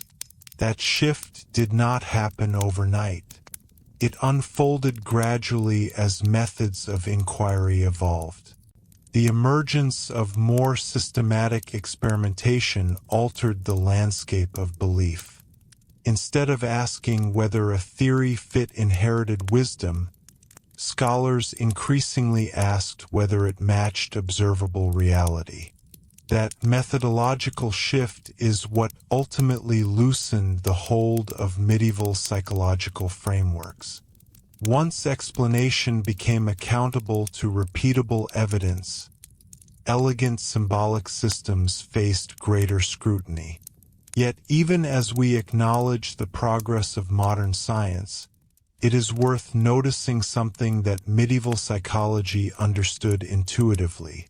Human beings crave integration. They prefer explanations that connect body, behavior, environment, and meaning. Modern specialization has given us extraordinary precision, but it has also fragmented knowledge.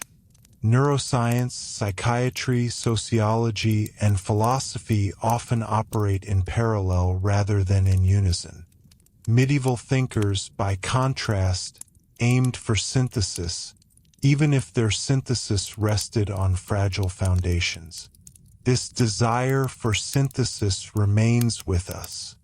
We continue to search for overarching frameworks that unify biological processes with emotional experience and social context. The difference is that we now test those frameworks more rigorously. But the longing for coherence, the wish to see the mind as part of a larger intelligible pattern, has not faded. There is also a quiet lesson here about intellectual humility. Medieval popular psychology shows how persuasive a comprehensive system can be when alternatives are limited. It reminds us that confidence often precedes correction.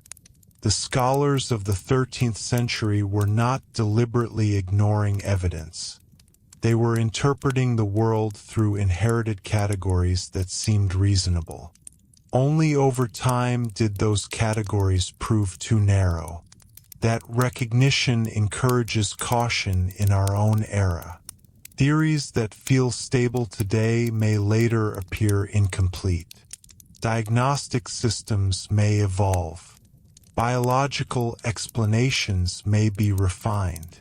Social influences may be reassessed. Knowledge does not stand still, and neither does the human mind. Ultimately, the story of medieval popular psychology is not a story of error alone. It is a story of persistence.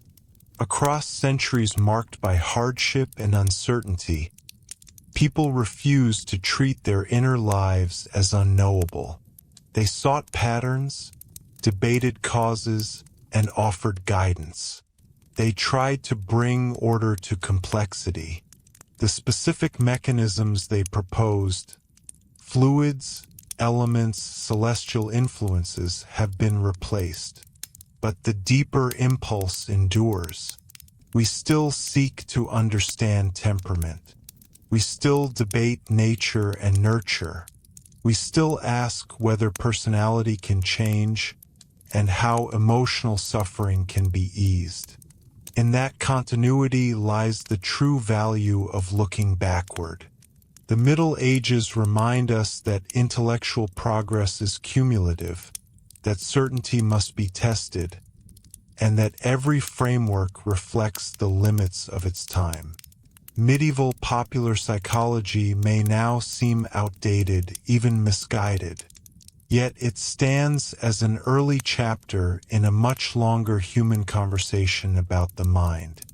And that conversation continues, quietly, carefully, and always with room for revision.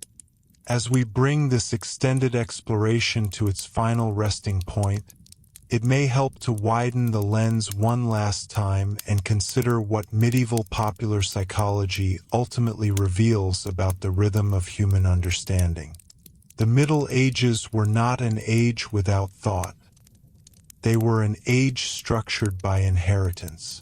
Knowledge was received, interpreted, preserved, and cautiously expanded. Within that environment, psychological explanation took the form of synthesis rather than experiment. It aimed to harmonize what was already believed about nature, morality, and the cosmos. That harmonizing instinct gave medieval psychology its strength and its weakness. The strength lay in coherence. A person's temperament was not an isolated feature. It was tied to bodily qualities, seasonal changes, stages of life, and even celestial patterns, everything connected. The world felt intelligible because it was arranged in layers of correspondence. To medieval minds, this was not superstition, it was order. But coherence can conceal fragility. When explanation depends on symbolic symmetry rather than systematic testing, it becomes resistant to correction. If anger is defined as heat, and heat is tied to summer, and summer is tied to a particular humor, then the model reinforces itself. Observations are filtered through expectation. Evidence that fits the pattern is emphasized. Evidence that challenges it is absorbed or reinterpreted.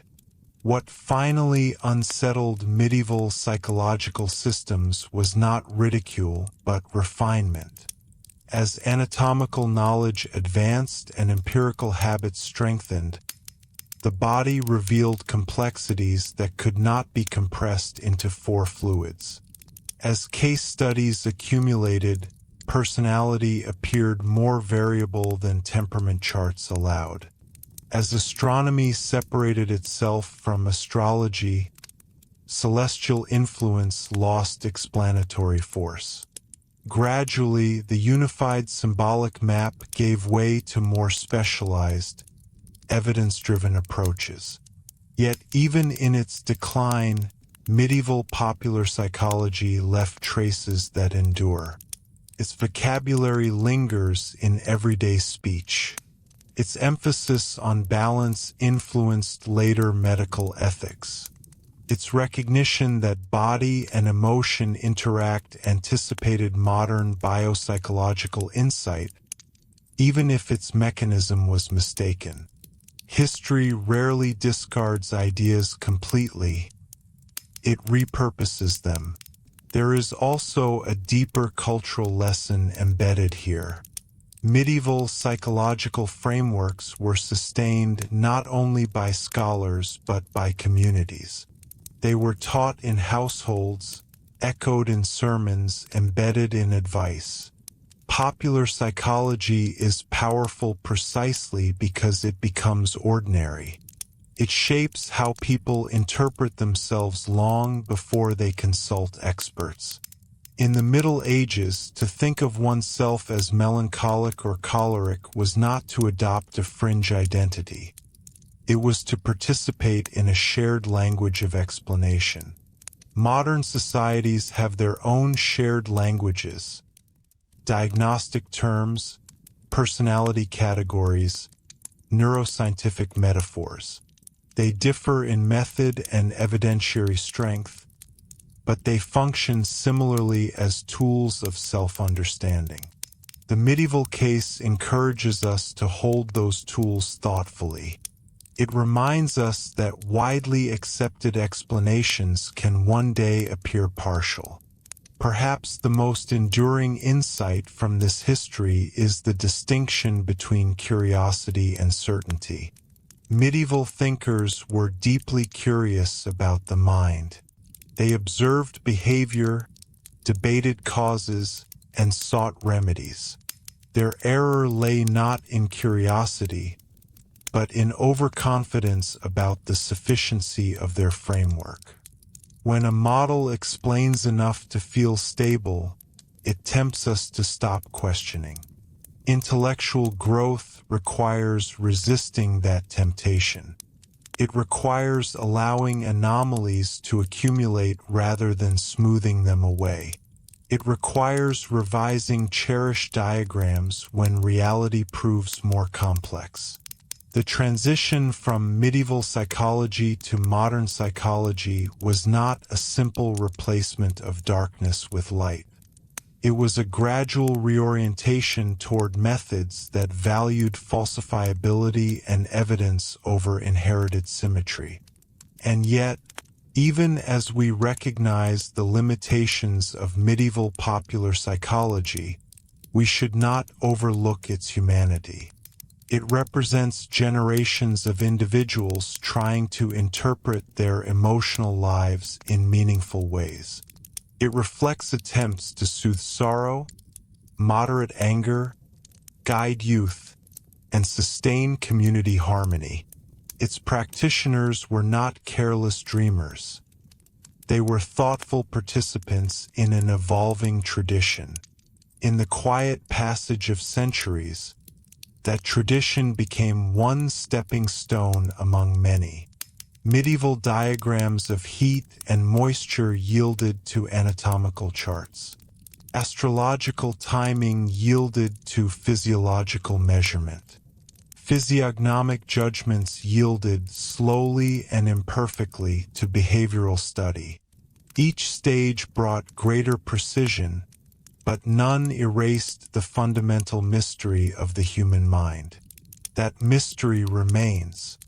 Despite technological advancement, we still debate how much of personality is innate. We still struggle to fully explain consciousness.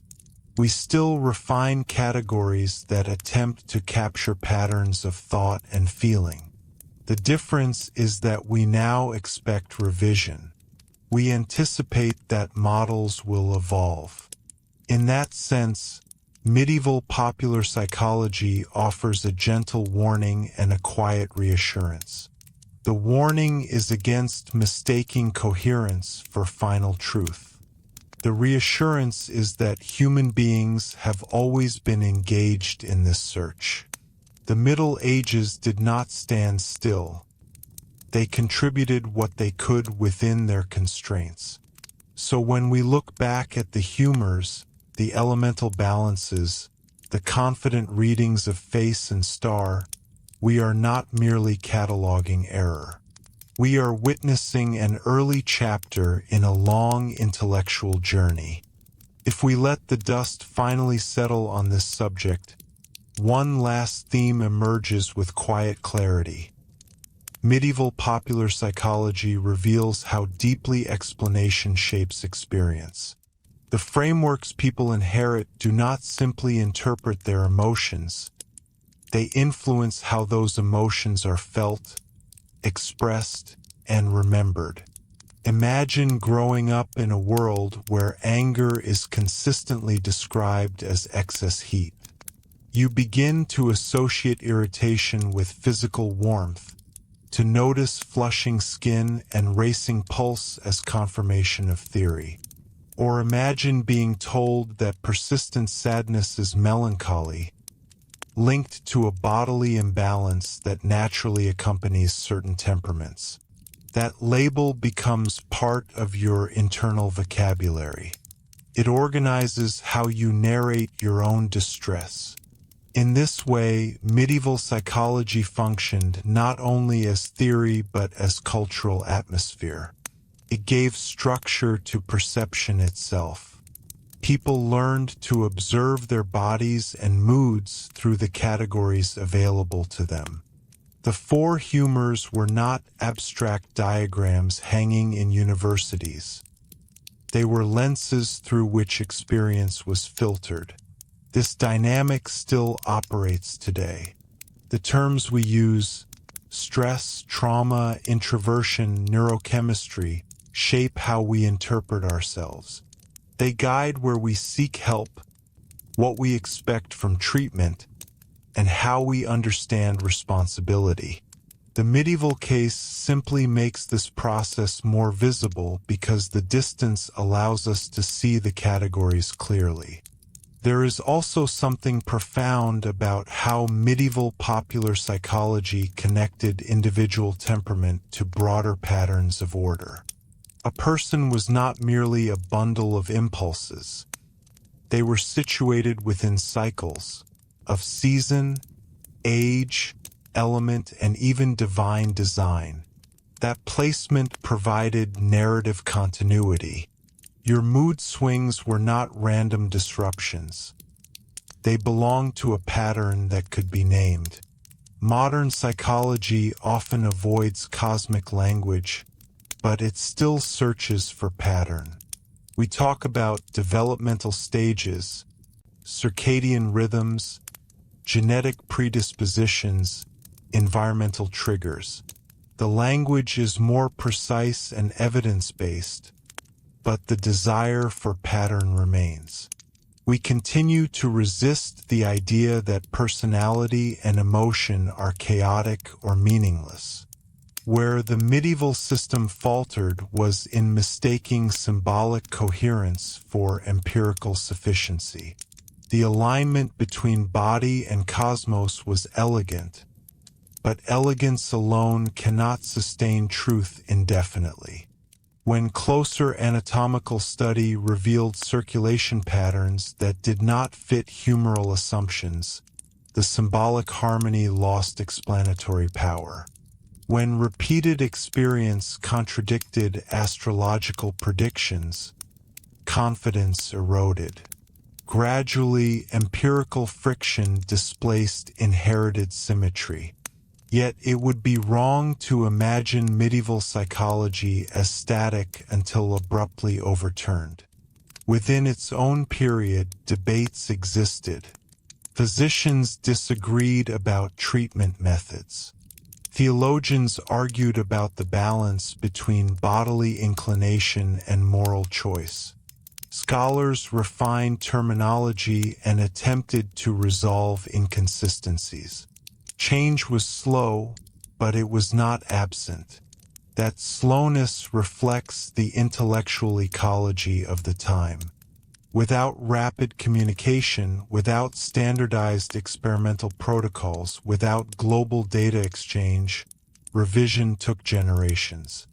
Ideas matured within monasteries and universities before filtering outward. Cultural transformation moved at the pace of manuscripts and sermons rather than digital networks. And still, despite those constraints, human curiosity persisted. Medieval thinkers observed, compared, and reasoned. They built structured explanations that satisfied many practical needs. The fact that those explanations were incomplete does not erase the effort behind them. Perhaps the most balanced way to understand medieval popular psychology is as an early architecture of the mind, carefully constructed, widely inhabited, eventually renovated. The foundation was laid with ancient materials, reinforced by theological synthesis, and stabilized by social repetition. Over time, new architectural tools revealed weaknesses in the design. Walls were reshaped, rooms were redefined, entire wings were rebuilt. Today's psychological sciences occupy a different structure entirely. It is grounded in controlled study, statistical analysis, and neurological imaging. But even this structure remains under renovation. New findings revise old assumptions. Diagnostic categories shift. Treatments evolve. The building is sturdier, yet still incomplete. History encourages us to see this process without arrogance. The medieval world believed its map of temperament was comprehensive. We believe ours is more accurate, and in measurable ways it is. But the humility history invites is not about doubting progress. It is about recognizing continuity. Human beings have always sought to understand themselves with the best tools available. Those tools change. The search does not. In the end, medieval popular psychology stands as testimony to that enduring search. It reminds us that explanation can comfort even when flawed. It shows how culture shapes perception. It illustrates how confidence eventually yields to correction. And it connects us, across centuries, to people who ask the same quiet questions we still ask. Why do I feel this way? Can I change? What shapes my temperament? Is my nature destiny? Or can it be guided? The Middle Ages answered those questions with humors, elements, and cosmic correspondences. We answer them with data, therapy, and neuroscience.